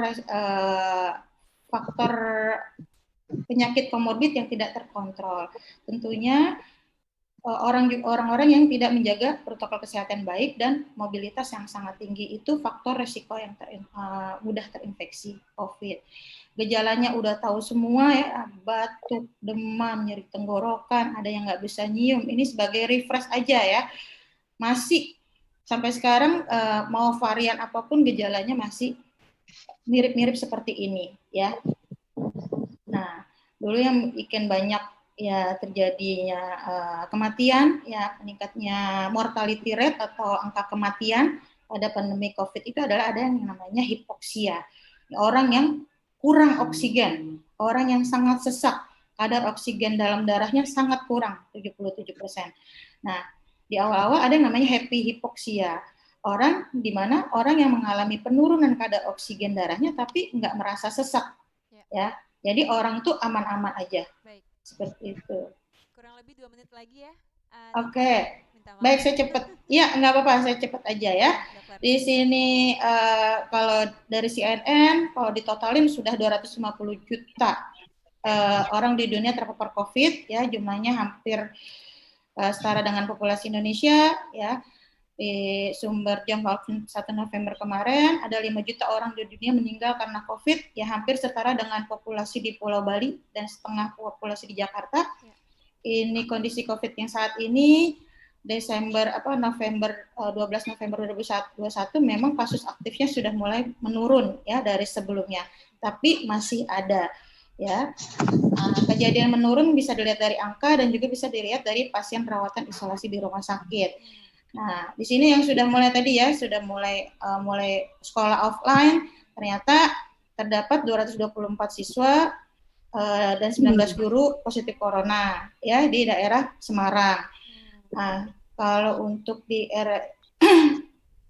ini di daerah Bandung, yang ini 42 siswa di 20 sekolah kota Semarang juga ada terpapar COVID juga. Dan yang ini di daerah ada 43 di daerah Tangsel juga ya, 43 murid, guru, pegawai sekolah terkena corona pada saat tatap muka. Nah, ini untuk situasi di Wisma Atlet saat ini ya, pagi tadi jam 6 ya, update-nya itu ada masih ada pasien sekitar 204 dan hari Rabu kemarin saya masih visit pasien di intermediate care unit sebanyak 6 orang. Di ICU juga masih ada yang dirawat dan di HCU juga masih ada yang dirawat. Lebihnya di ruang rawat biasa. Yang ini sindrom pasca COVID, singkatnya adalah gejala yang masih dirasakan lebih dari 4 minggu, bisa sampai lebih dari 6 bulan, terdapat 200 gejala ya. Gejala yang tersering itu kelelahan ya, terus sesak nafas, batuk-batuk, dan anosmia, itu nggak bisa mencium. Di Indonesia data dari penyintas COVID itu 63,5%-nya mengalami namanya long COVID. Ya, vaksinasi, kalau untuk vaksinasi di Indonesia kita sudah tahu ada Sinovac, Sinovac, AstraZeneca, Pfizer, Moderna, Johnson & Johnson, dan vaksin merah putih, di mana memiliki efikasi yang berbeda-beda. Ya, tujuan vaksinasi semua udah tahu bahwa untuk yang paling penting adalah pencegahan dalam manajemen COVID-19. Yang paling penting adalah menurunkan angka kesakitan dan kematian, juga mencapai kekebalan kelompok ya atau herd immunity. Ya, itu yang paling penting. Di sini menimbulkan imunitas, mencegah penyebaran penyakit, mencegah infeksi berat ya. Jadi melindungi dari resiko kematian dan catat juga menghemat waktu dan biaya. Jadi bukan mencegah agar tidak terinfeksi ya kalau vaksinasi. Jadi yang ini mencegah infeksi berat dan melindungi dari resiko kematian dan cacat. Lalu efek sampingnya semua sudah yang merasakan. Namun dikatakan di sini manfaat jauh lebih besar dibandingkan resiko. Karena resiko sakit karena terinfeksi COVID-19 ya. Di sini ada yang berita ya, ini 2021 Januari bahwa sempat disuntik vaksin Bupati Sleman umumkan positif corona. Ya, tidak mungkin ya. Jadi tidak mungkin dia terinfeksi COVID positif corona karena vaksinasi. Karena logikanya adalah yang dimasukkan, yang diinjeksikan itu adalah virus yang sudah mati atau hanya materi genetiknya saja. Jadi seperti itu. Ya. Dan ini untuk data vaksinasinya kita memang sudah mencapai sudah meningkat, sudah banyak ya, sudah banyak, tapi tetap kalau untuk kita mencapai herd immunity memang harus 70% dari populasi yang sudah lengkap divaksinasi, seperti itu ya. Kita menuju ke arah sana ya dokter. Iya, harapannya seperti itu. Ya, nih, baik, satu dokter. dari, ya sudah habis ya. Ini Iya, padahal dokter. mau ngomongin gelombang ketiga nih, sebentar lagi boleh nggak ya? Oke, 1 menit boleh dokter. Boleh. Iya, 1 dari 500 orang yang sudah ini pertanyaan yang paling sering ya, kenapa udah divaksin tapi masih sakit ya? Faktornya adalah jenis vaksin yang berbeda efikasi, terus berapa lama sejak vaksin ya. Tadi kayak Bang Yahya kan sudah dari awal ya. Di situ dikatakan bahwa antibodi yang dibentuk dari vaksin itu memiliki batas waktu ada di dalam tubuh kita. Seperti itu. Dari penelitian 6 sampai 12 bulan. Terus adanya varian baru, terus adanya perubahan sistem imun karena umur, misalnya penuaan, dan perubahan sistem imun karena penyakit kronik yang tadi saya sebutkan. Nah, munculnya gelombang 3 itu bisa terjadi ya, makanya tadi saya bilang kita sangat berpotensi ya. Munculnya puncak baru itu jika muncul adalah adanya varian baru virus SARS-CoV yang masuk ke dalam wilayah kita ya. Karena tentunya belum ada kekebalan terhadap varian baru tersebut.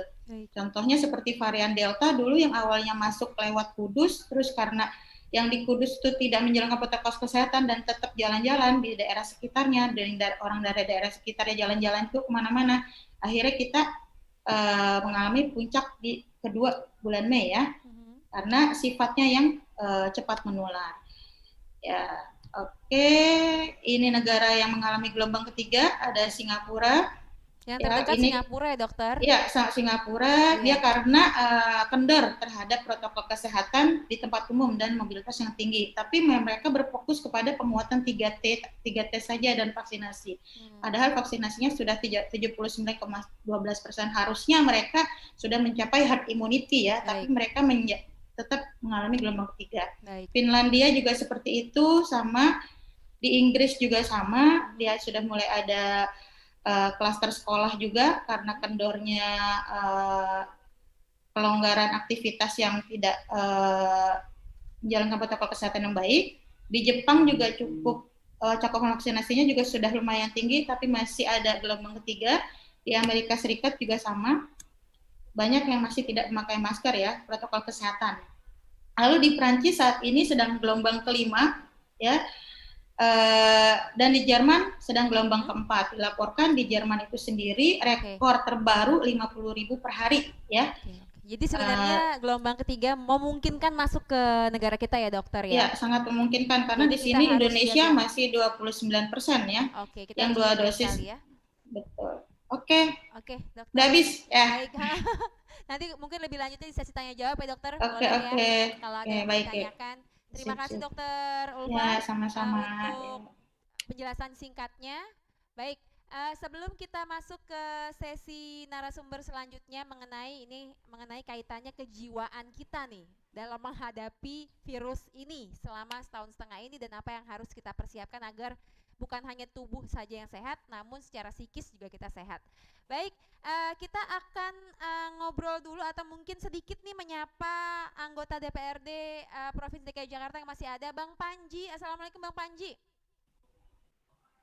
Apakah sudah bergabung bersama kita? Assalamualaikum Bang Panji. Di-unmute dulu Bang. Bang Panji Virgianto. Boleh di-unmute dulu mungkin? Suaranya, tuh udah mulai tuh. Assalamualaikum Bang Panji. Waalaikumsalam. Alhamdulillah di tengah-tengah kesibukan Bang Panji sebagai anggota DPRD masih sempet-sempetnya nih. Dari mana nih kalau boleh tahu menyaksikan webinar kita? Baru selesai reses, Mbak. Masya Allah, pantesan sempet-sempetnya. Tapi tetap ini ya, menjaga protokol kesehatan nih kalau reses. Insya Allah, insya Allah. Sehat Bang Panji ya? Alhamdulillah. Ini gimana nih melihat adanya webinar kerjasama Yayasan Suluh Insan Lestari, LKB, Lembaga dan juga Dinas Kebudayaan DKI Jakarta. Ini salah banyaknya nih yang datang nih peserta yang ada di Zoom maupun di kanal YouTube LKB, ada seniman, ada siswa guru dari sekolah luar biasa dan ada komunitas tuli. Itu semuanya gabung ada di sini nih. Gimana Bang Panji? Kasih motivasi dong buat kita. Ya, alhamdulillah. Yang pertama saya mengucapkan selamat siang dan sejahtera buat kita semua. Tetap jaga protokol kesehatan, selalu dalam lindungan Allah Subhanahu wa taala. Amin. Amin, amin. Semua yang tergabung dalam acara Zoom ini, saya sekali lagi apresiasi. Terima kasih seluruh panitia yang sudah tentu saja meluangkan waktu, pikiran, dan teman-teman LKB-nya sekali lagi mengapresiasi. Terus terang kami, khususnya saya pribadi, walaupun mohon maaf, walaupun saya bukan orang Betawi, tetapi konsentrasi berkenan dengan Perda nomor 4 2015, saya konsen sekali. Harapan besar saya, Jakarta ini tinggal nunggu waktu, sebentar lagi akan ditinggalkan sebagai ibu kota, jadi harus konsen bahwa pelestarian budaya Betawi harus segera ditingkatkan, kemudian bukan melestarikan orang Betawi atau melestarikan kebudayaan. Anggaran APBD DKI cukup besar, tetapi kita belum konsen 100% berkenan dengan keberadaan kebudayaan Betawi itu sendiri. Kita terlepas lah, artinya gini, oh di sini termasuk Jakarta itu urbannya terlalu banyak, nggak ada peduli, harus konsen. Ya, ke depan makanya saya pribadi kemarin mendorong setiap taman di DKI harus ada ikon Betawi. Aduh, bagus tuh. Bener tuh Bang, begitu. Kan? Terus setiap taman harus ada panggung sarana untuk warga seniman-seniman sekitar lingkungan tersebut untuk berkreasi. Jadi nanti setiap taman yang besar ada tempat untuk panggung teman-teman yang jadi teman-teman sanggar ini banyak latihan tapi nggak manggung-manggung. Jadi saya konsen ke sana supaya ada, dan janjinya Kepala Dinas, Bu Dinas, Bu Susi menyampaikan siap akan mulai di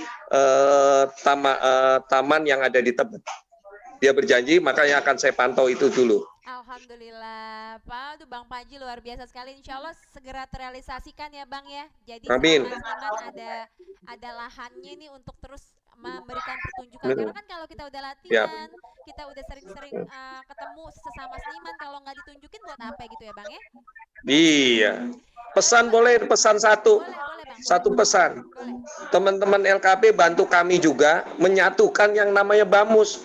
Karena ujung tombak di dalam Perda 4 2015 itu dikatakan BAMUS. Iya, Ya, kita semua itu berteman, dengan si A, si B itu teman ke saya. betul Bang. Ya, teman kami semua, tetapi pada saat membahas kami bingung harus kemana. Baik Bang, baik. Ya, saya kira itu. Oh, terima kasih Bang Panji. Organisasinya memang Terima beda, kasih. tapi kalau udah ngomongin budaya semuanya satu gitu ya Bang ya. Insya Allah Siap, demi kebaikan kita siap. semua. Anggaran berapapun kami siapkan, apa asalkan bersatu. Ya, betul banget. Baik. Baik Bang Panji, sehat selalu ya Bang Panji. Semoga kita Terima bisa kasih. ketemu langsung tatap muka di kesempatan yang Siap. lain kaitannya mengenai seni dan budaya Betawi. Terima kasih. Siap. Bang. Assalamualaikum. Yuk. Waalaikumsalam warahmatullahi. Baik, ini di layar saya kepotong ini kepalanya. Oh enggak ya, baik kalau gitu. Baik Abang Pon Cangcingnya Babe, karena memang keterbatasan waktu juga, kita memang ditargetkan jam 12 harusnya selesai nih ya. Kita akan masuk langsung ke sesi yang ketiga dalam pembahasan webinar kita. Nah, kalau tadi udah ngomongin sama Dr. Ulfa kaitannya mengenai virus corona itu sendiri, dan kita harus sering vaksin, dan bagaimanakah kondisinya sekarang, akan ada kemungkinan gelombang ketiga, ini dekat sekali ya, negara tetangga sudah merasakannya, jangan sampai masuk ke kita nih. Nah, saya juga dengar gitu ya, katanya kalau kita tubuh nggak mau sakit, jangan sampai kita stres. Saya taunya itu aja. Nah, itu kan kaitannya sama kejiwaan tuh, psikis. Makanya dihadirkan kali ini melalui aplikasi Zoom secara virtual juga. Ini ada psikolog kita, psikolog di RSDC Wisma Atlet Kemayoran. Lagi-lagi di Wisma Atlet Kemayoran. Ternyata juga ada psikolog yang standby biar yang sakit corona nggak stres di sono, ya. Ada Ibu Desi Wulansari. Assalamualaikum Pak Desi. Waalaikumsalam. Masya Allah, ini kalau psikolognya cakep banget kayak begini. Waalaikumsalam. Nggak stres, Semangat banget suaranya. Kedengeran ya? Kedengeran jelas di sini suaranya. Alhamdulillah. Ini pasti canggih nih kalau ngomongin kalau psikolog nih ya, kalau sudah berbicara. Jadi karena memang waktunya terbatas, kurang lagi 5-10 menit nih, Pak Desi ngobrol secara garis besarnya ya. Pak Desi boleh kita kasih waktu 5-10 menit sebelum masuk sesi tanya jawab nanti lebih lanjutnya. Gimana? Boleh ya? Oh, baik-baik. Ini saya mohon izin share materinya dulu ya. Boleh, silakan. Share screen dulu.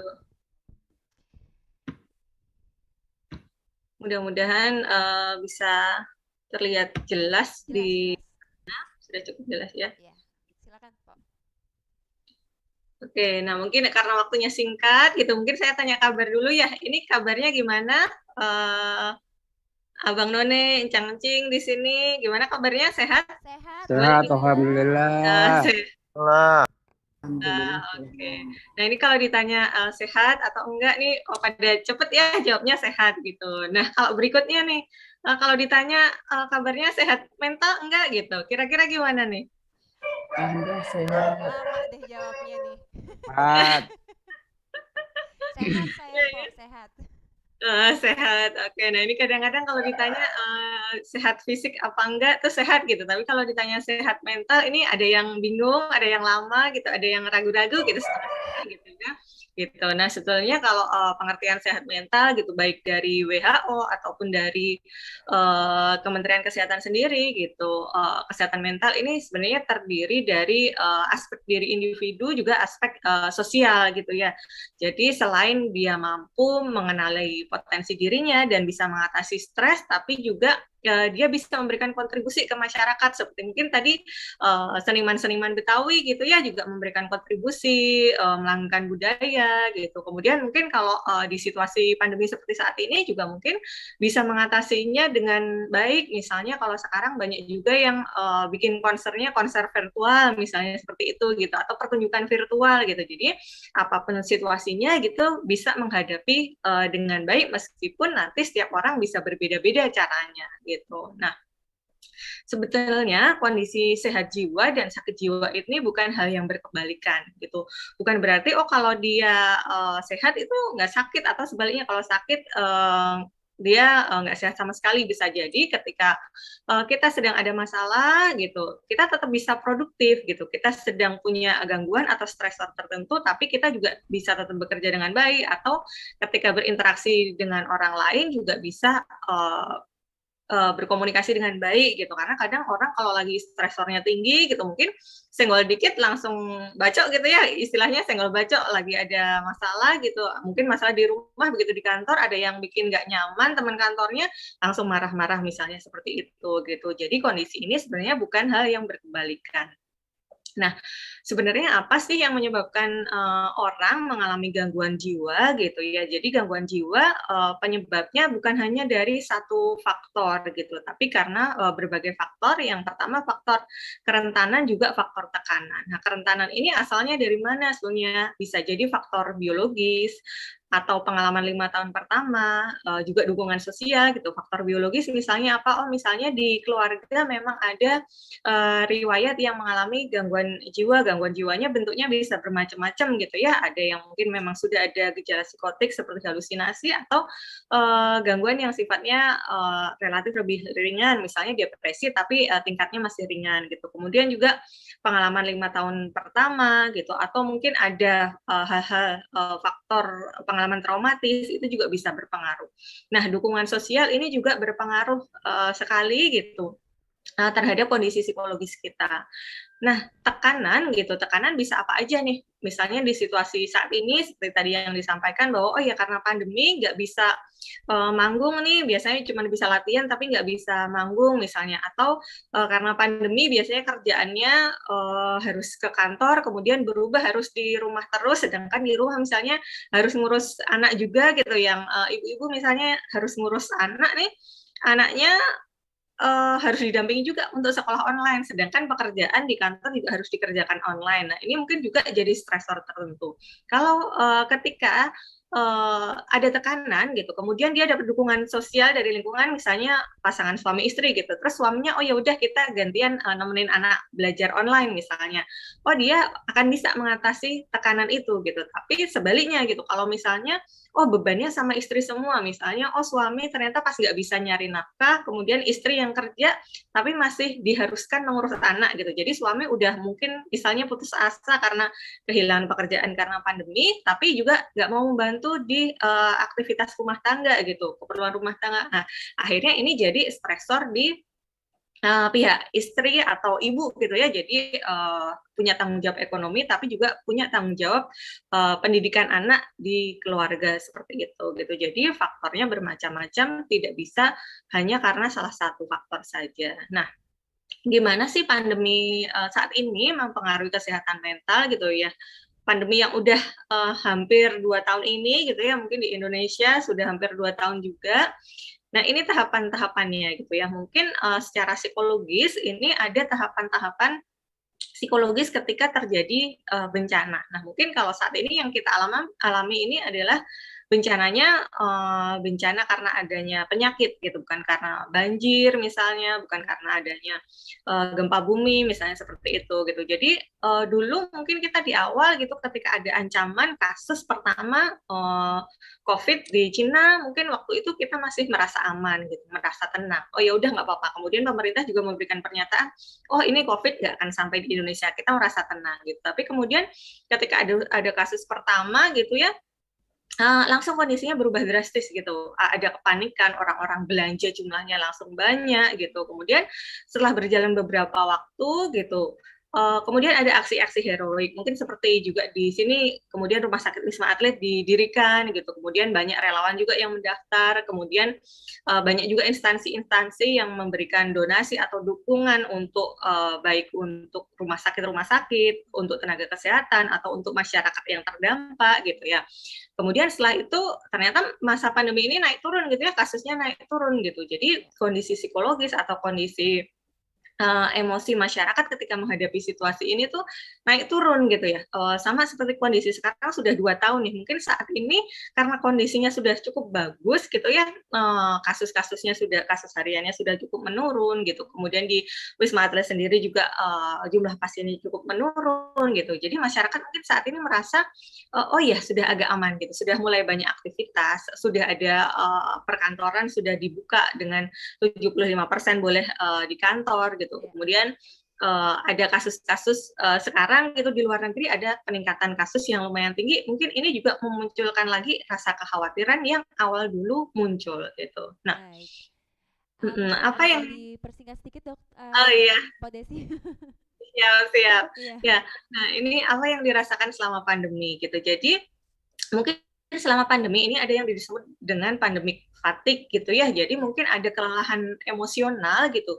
Nah, kelelahan emosional ini mungkin diakibatkan karena jangka waktu pandemi yang cukup lama, mungkin orang-orang yang terbiasa bekerja misalnya yang sangat dipengaruhi oleh tempat di mana saat ini sangat terbatas gitu, aktivitasnya harus terbatas, atau ada orang-orang yang memang dari kantornya boleh bekerja dari kantor, tapi kemudian dia sangat khawatir gitu ya, sangat khawatir dengan kondisinya, apakah saya akan tertular atau tidak, dan sebagainya gitu. Nah, simptomnya apa saja gitu, ada simptom emosi, simptom fisik, kemudian di pekerjaan ini juga bisa berpengaruh gitu. Kalau secara emosi mungkin bisa menyebabkan kecemasan, depresi gitu. Kemudian kehilangan harapan juga, merasa tidak punya kemampuan gitu untuk mengatasi masalah dalam kehidupannya gitu. Mungkin ada hal-hal yang biasanya direncanakan tapi tidak bisa dilakukan gitu. Kemudian secara fisik juga bisa berpengaruh gitu karena kondisi psikologis ini bisa mempengaruhi juga kondisi fisik. Ada yang sakit kepala mungkin atau kehilangan selera makan atau perubahan pola tidur gitu atau juga yang biasanya punya sakit mahnya kambuh misalnya seperti itu gitu. Mungkin juga nggak bisa perform dengan baik di pekerjaan. Nah, sebenarnya reaksi ini adalah reaksi normal gitu ya di situasi yang nggak normal seperti yang kita hadapin saat ini. Jadi kalau misalnya ada gejala-gejala tadi, oh ya nggak apa-apa. Tapi ketika ini sudah sangat mempengaruhi aktivitas sehari-hari gitu, ini perlu bertemu dengan profesional secara langsung. Nah ini yang perlu dilihat, oh ya ini gangguan yang saya alami atau simptom yang saya alami, gejala yang saya alami ini berlangsung lama atau enggak. Kalau udah lebih dari 2 minggu ternyata mungkin nafsu makan sangat berubah, pola tidur sangat berubah gitu. Kemudian mungkin kondisi emosinya juga sangat berubah dan cukup mengganggu aktivitas sehari-hari, ini bisa bertemu dengan profesional. Ketemu sama psikolog ya, ketemu sama dokter, ini ketemu sama Pak Desi bisa ya, Pak? Oh, bisa. Ya? Nah, iya untuk Iya, betul. Nah, ini kalau stres ini ya pandemi ini yang kita hadapi ini bisa menimbulkan stres. Nah, stresnya bisa positif, bisa negatif. Misalnya tadi yang mungkin ada yang kehilangan pekerjaan, tapi kemudian, oh ya udah saya wirausaha karena sekarang usaha online sudah cukup banyak gitu, bisa menemukan solusi yang lain. Atau kayak tadi kalau budayawan atau seniman, oh ya konsernya bikin konser online misalnya seperti itu gitu. Atau bikin karya-karya yang lain gitu. Nah, bisa juga ini menimbulkan efek yang negatif. Nah, ini tadi stres responnya juga macam-macam di emosi, di tubuh, pikiran gitu, perilaku. Nah, gimana sih caranya gitu? Kita perlu menyadari bahwa kondisi kita antara pikiran, perasaan, dan perilaku ini saling mempengaruhi. Sehingga kalau misalnya ada salah satu yang nggak enak, oh ya mungkin perasaannya lagi sedih gitu. Kalau sedih kan maunya golar-golaran, maunya tidur terus, nggak mau kemana-mana gitu. Oh gimana biar perasaannya jadi lebih baik gitu. Oke, nggak apa-apa nangis dulu gitu. Nangis dulu aja gitu. Dikeluarin perasaannya, tapi setelah itu oh ya biar nggak males-malesan misalnya oh ya udah pergi misalnya saya pergi deh misalnya ngobrol sama teman atau pergi nongkrong kemana atau yang budayawan senengnya nyanyi misalnya atau senengnya aktivitas-aktivitas sosial misalnya oh ya itu bisa dilakukan gitu. Sehingga oh ya kalau pikirannya yang lagi susah gitu. Iya betul, betul. Jadi ada banyak sesuai masing-masing dari hobi mungkin ya, Po ya, bisa kita lakukan bersama-sama. Iya betul. Baik, Po, nanti kita bisa kolaborasiin sama sesi tanya jawab boleh ya, Po ya, untuk mempersingkat waktu. Iya boleh. Ya, gini waktunya terbatas ya. Sekali gini nanti sambil tanya jawab bisa mungkin di share slide-nya kalau memang pertanyaannya sesuai dengan slide yang belum tampil. Makasih Po Desi, jangan kemana-mana ya, kita masuk ke sesi tanya jawab setelah ini. Namun sebelum kita masuk ke pembicara terakhir atau narasumber terakhir ini juga penting sekali yang ditunggu-tunggu oleh para pelaku seni dan budaya, yaitu adalah tindakan apa yang kita lakukan kaitannya kerjasama dengan pemerintah provinsi.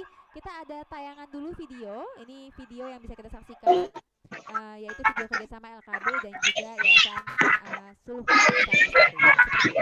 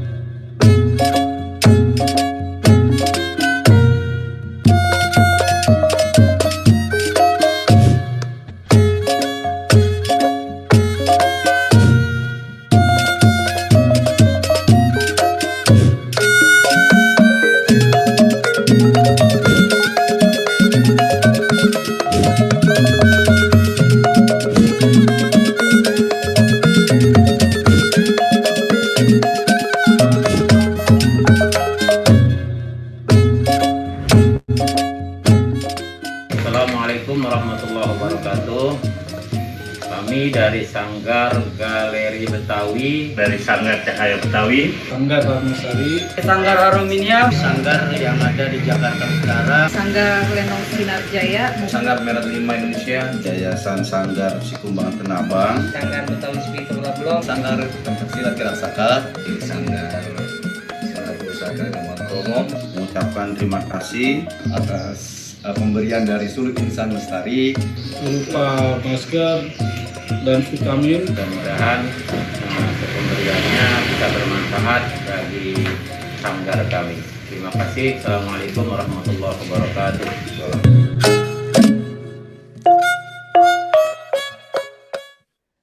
Masya Allah, terima kasih untuk Yayasan Suluh Insan Lestari yang sudah membagikan hand sanitizer, masker, dan vitamin untuk para pelaku-pelaku seni dan budaya Betawi di sanggar-sanggar yang ada di Jakarta. Ngomongin sanggar, sanggar ini semuanya terdata ya di Dinas Kebudayaan Provinsi DKI Jakarta, lalu juga di Lembaga Kebudayaan Betawi. Jadi semuanya difasilitasi dengan baik khususnya oleh Pemprov DKI Jakarta. Untuk itu kita langsung saja masuk ke narasumber selanjutnya. Mewakili Kepala Dinas Kebudayaan Provinsi DKI Jakarta telah bergabung bersama dengan kita semua secara virtual, yaitu Kepala Bidang Nilai Budaya Dinas Kebudayaan Provinsi DKI Jakarta, Bapak Norviadi. Assalamualaikum Bang Norvi. Apakah sudah bergabung Bang Norvi? Abang apa babe nih? Abang aja.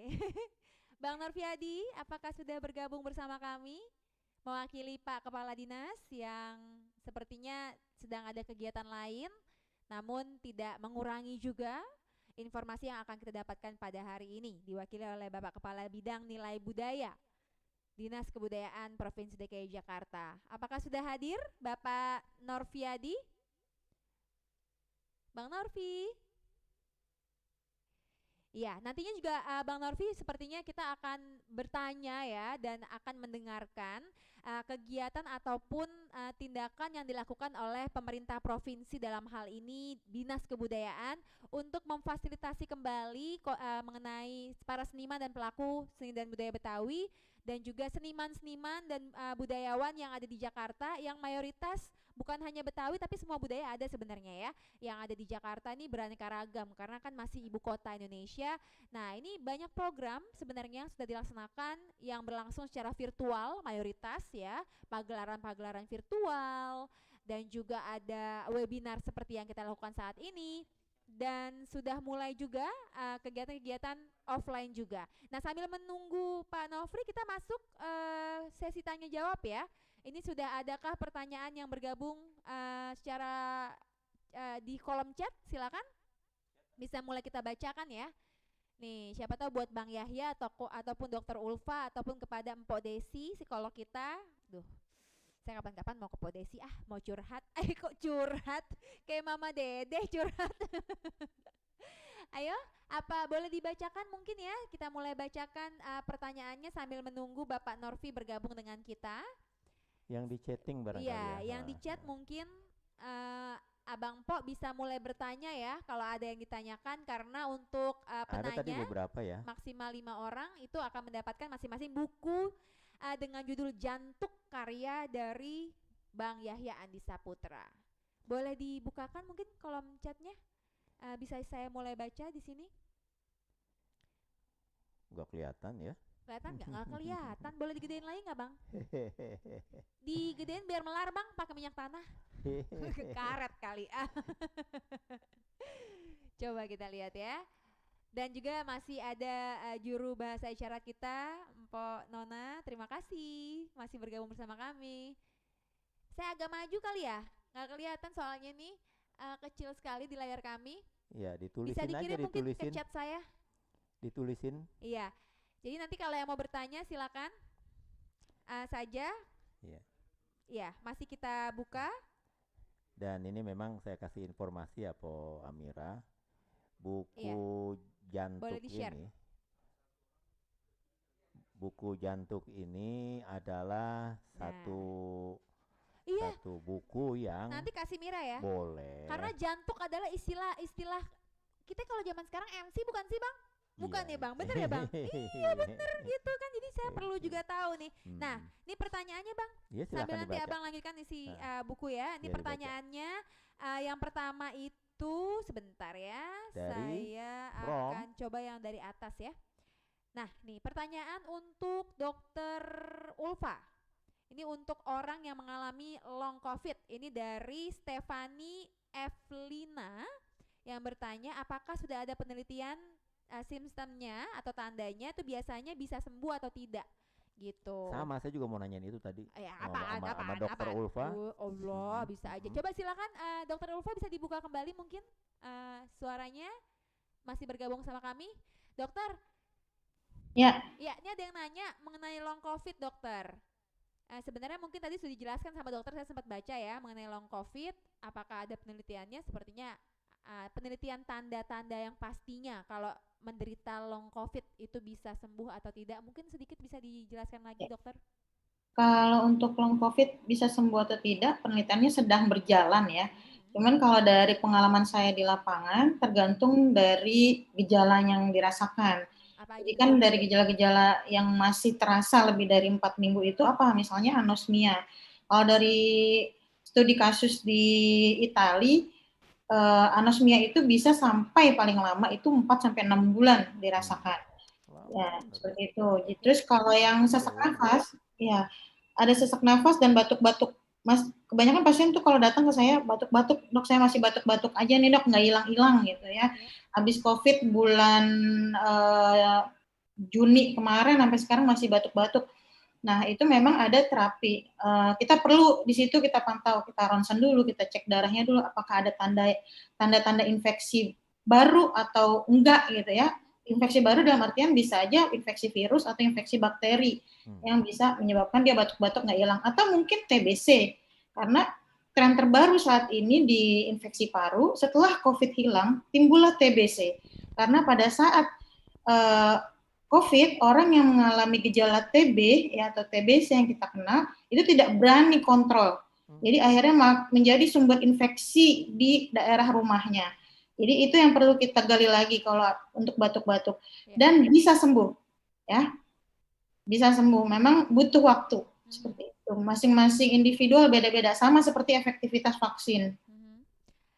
Terus ada lanjutan lagi pertanyaannya, apakah efeknya akan tetap ada? Ini masih dalam penelitian ya, dokter ya? Kalau efeknya masih ada, itu tergantung luasnya atau derajat sakitnya pada saat dia terinfeksi COVID. Gitu. Kalau misalnya memang dia waktu itu sampai masuk ICU, dia bisa 85% bisa terjadi long COVID. Long COVID-nya seperti apa tergantung kerusakan parunya pada saat dia sakit pada saat itu. Bisa yang namanya kita kenal adalah fibrosis paru. Itu yang butuh waktu lebih lama. Oke, baik. Terima kasih Pertanyaan dokter. lain? Jelas Pertanyaan sekali.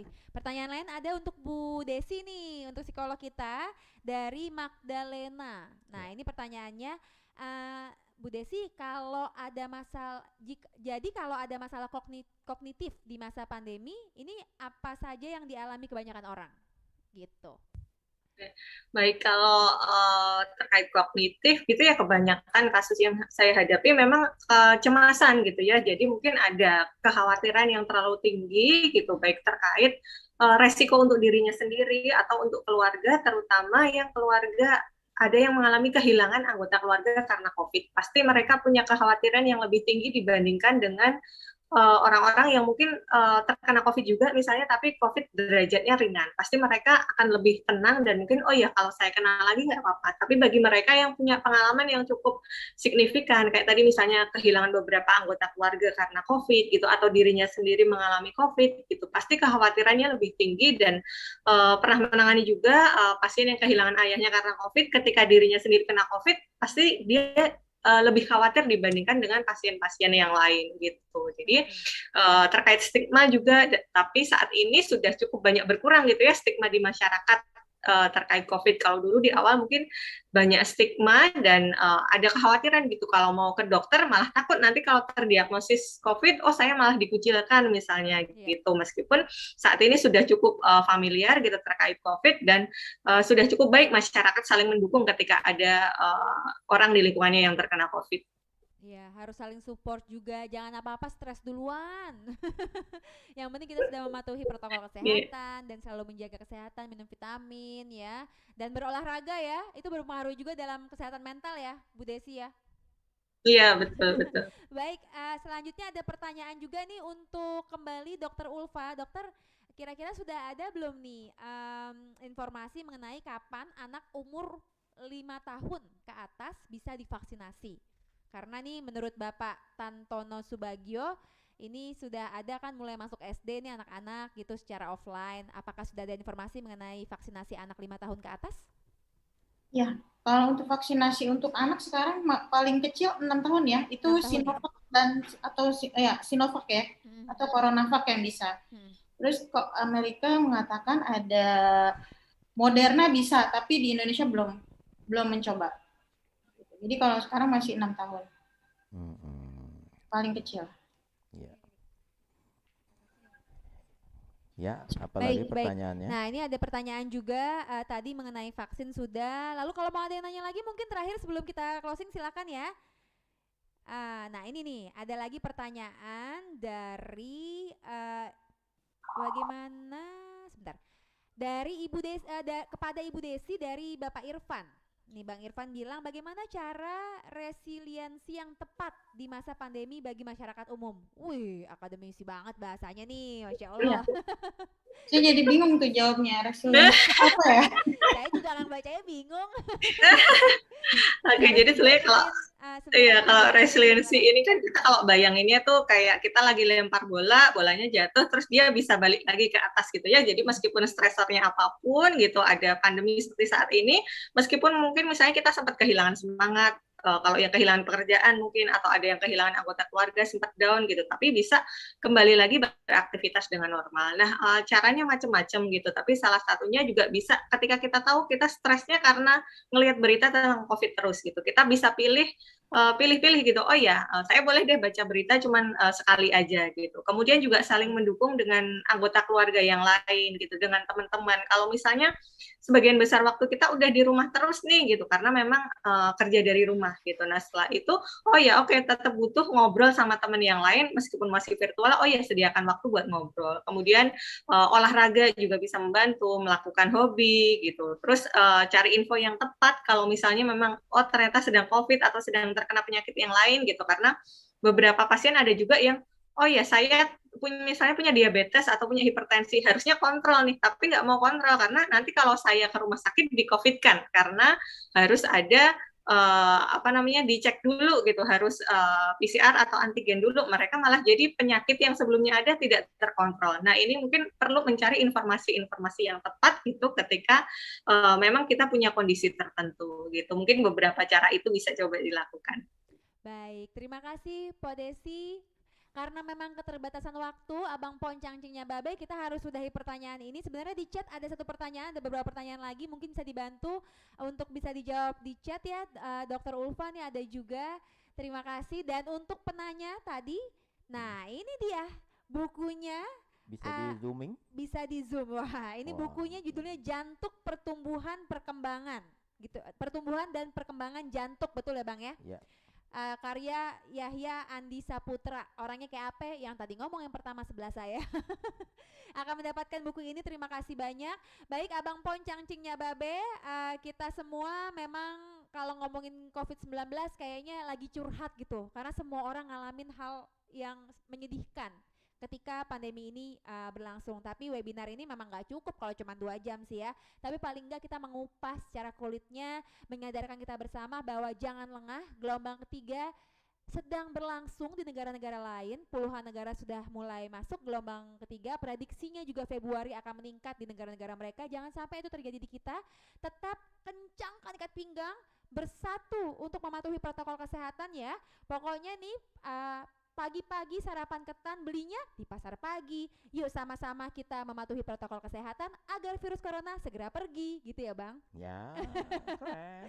Satu lagi deh. Ya. Kalau ada salah jangan diungkit, apalagi sampai membalas. Yuk kita sama-sama bangkit agar kita bisa memerangi virus COVID-19. Tuh. Baik, kami mau mengucapkan terima kasih banyak karena memang saya dapat informasi bahwa Bapak Kepala Dinas Kebudayaan DKI Jakarta berhalangan untuk memberikan materi karena tiba-tiba Bang harus mendampingi Bapak Gubernur di Jawa Timur. Nah, insya Allah di lain kesempatan nantinya kita akan sama-sama bisa mendengarkan kegiatan-kegiatan pemerintah provinsi khususnya di bidang kebudayaan. Kalau mau tahu lebih lanjut sih ya kegiatan apa di bidang kebudayaan yang diadakan oleh pemerintah provinsi, bisa follow Instagramnya disebut DKI dan juga Instagramnya Lembaga Kebudayaan Betawi untuk mengikuti kegiatan-kegiatan yang ada di bidang seni dan budaya ya. Bang, makasih banyak ya Bang. Dr. Ulfa terima kasih, Pak Desi terima kasih banyak. Dan kami mengucapkan terima kasih yang paling besar sekali kepada Yayasan Suluh Insan Lestari yang sudah mengadakan acara ini bekerja sama dengan LKB dan juga Dinas Kebudayaan. Terima kasih untuk juru bahasa isyarat.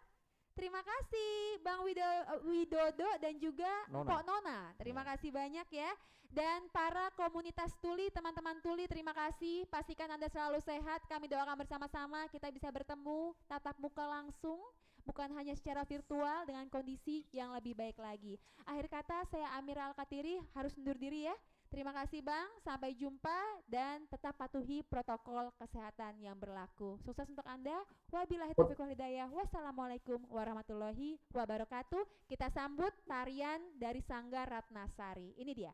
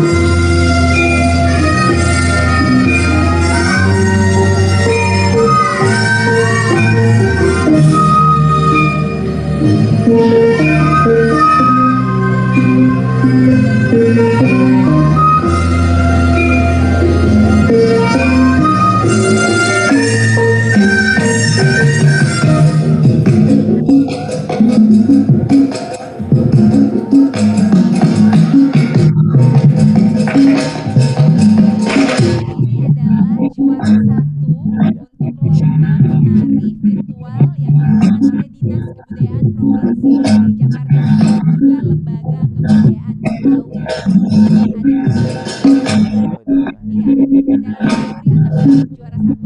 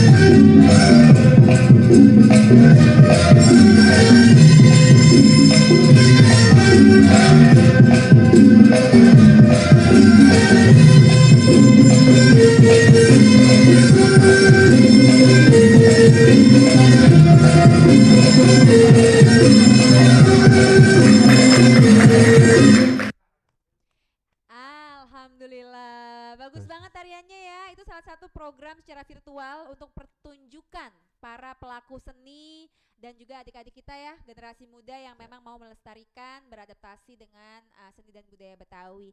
Baik, Abang Po semua bisa dibuka kameranya lagi. Kita akan foto sama-sama. Ini foto bersama ya. Silakan dibuka lagi kameranya. Dokter Iya, Ulfa, mana yang Dokter masih Ulfa? ada. Dokter Ulfa sibuk Bang bang. Bang Ibong dibuka videonya. Ya, nah kelihatan deh tuh semuanya. Alhamdulillah. Rapiin dulu kerudungnya. Nah, rapiin dulu rambutnya. Kita foto sama-sama semuanya ya. Teman-teman tuli juga kita foto sama-sama. Walaupun tidak dapat berjumpa di satu ruangan, namun foto bersama tak terelakkan ya. Tetap bisa kita lakukan dengan berikan senyum Anda. Nanti panitia akan mengcapture ya, mengabadikan screen kita ini sekarang agar semuanya masuk ke dalam kamera. Lihat juru bahasa isyarat kita ada Bang Widodo dan Pok Nona dalam satu frame. Agar kita bisa sama-sama. Sudah? Mana nih pada belum dibuka semua? Bu Penny mana Bu Penny? Ayo Abang Pok semua jangan ragu-ragu dibuka kameranya. Ayo. Iya ada nih, saya ada bang. Oh ada. Ayo. Ini Bang Becky masih ada kebetulan. Masih banyak yang belum dibuka nih. Iya, ayo buka dulu semua biar kelihatannya cakep. Siapa? Betsy. Ayo Po, semuanya. Anwarul, buka aja Anwarul. Iya, benar. Alhamdulillah. Ivan. M Jaka. Dibuka aja, dibuka. Oke, mungkin yang lain. Ramadhani dibuka. Bang Gois dibuka. Bang Gois mana Bang Gois? Bang Gois buka dong. Ivan. Iya. Mungkin Ivan ada yang dibuka, lagi ini kali Bang, lagi ada urusan dulu jadi ditinggalin Zoom-nya begitu. Oh, Ivan itu. Nah. Oke, gimana? Oke, kita mulai ya Bang. Standby. Standby semuanya, kasih senyum terbaiknya boleh. Senyum cakepnya. Hitungan ketiga ya. Kita hitung ya. 1, 2, 3. Lagi? Sip. Gaya bebas? Gaya bebas dulu, gaya bebas. Barangkali ada gaya khas masing-masing. Gaya khas masing-masing. Wow. Iya. Yuk kita hitung. Bentar. Biar dinamain dulu. Boleh. Biar ketuker nanti. Nah, Oke. ini kebetulan Ayo kita gaya bebas. baju none nih. 1, 2, 3. Alhamdulillah. Sekarang Terima yang kedua, kasih. Yang kedua itunya ada lagi yang keduanya? Ada lagi slide selanjutnya? Sudah ya? Oke. Oh, cuma 1 slide ya. Terima kasih banyak Abang Poncang Cinya Babe, semuanya sehat selalu ya. Baik. Terima kasih Pak Amiran, Kang Yaya, Bang Rudi. Terima kasih semuanya, Bang Yaya, Bang Roni yang lagi di Batam. Mohon maaf nih sambil berjalan. Bu Amira. Terima kasih. Terima kasih semuanya. Salam sehat. Terima kasih Bu Desi. Assalamualaikum. Terima kasih semua. Waalaikumsalam. Waalaikumsalam. Itu Roni Adi, mana tadi Roni Adi? Lagi di Batam. Oh, lagi di Batam dia. Udah, kita sign out. Bye.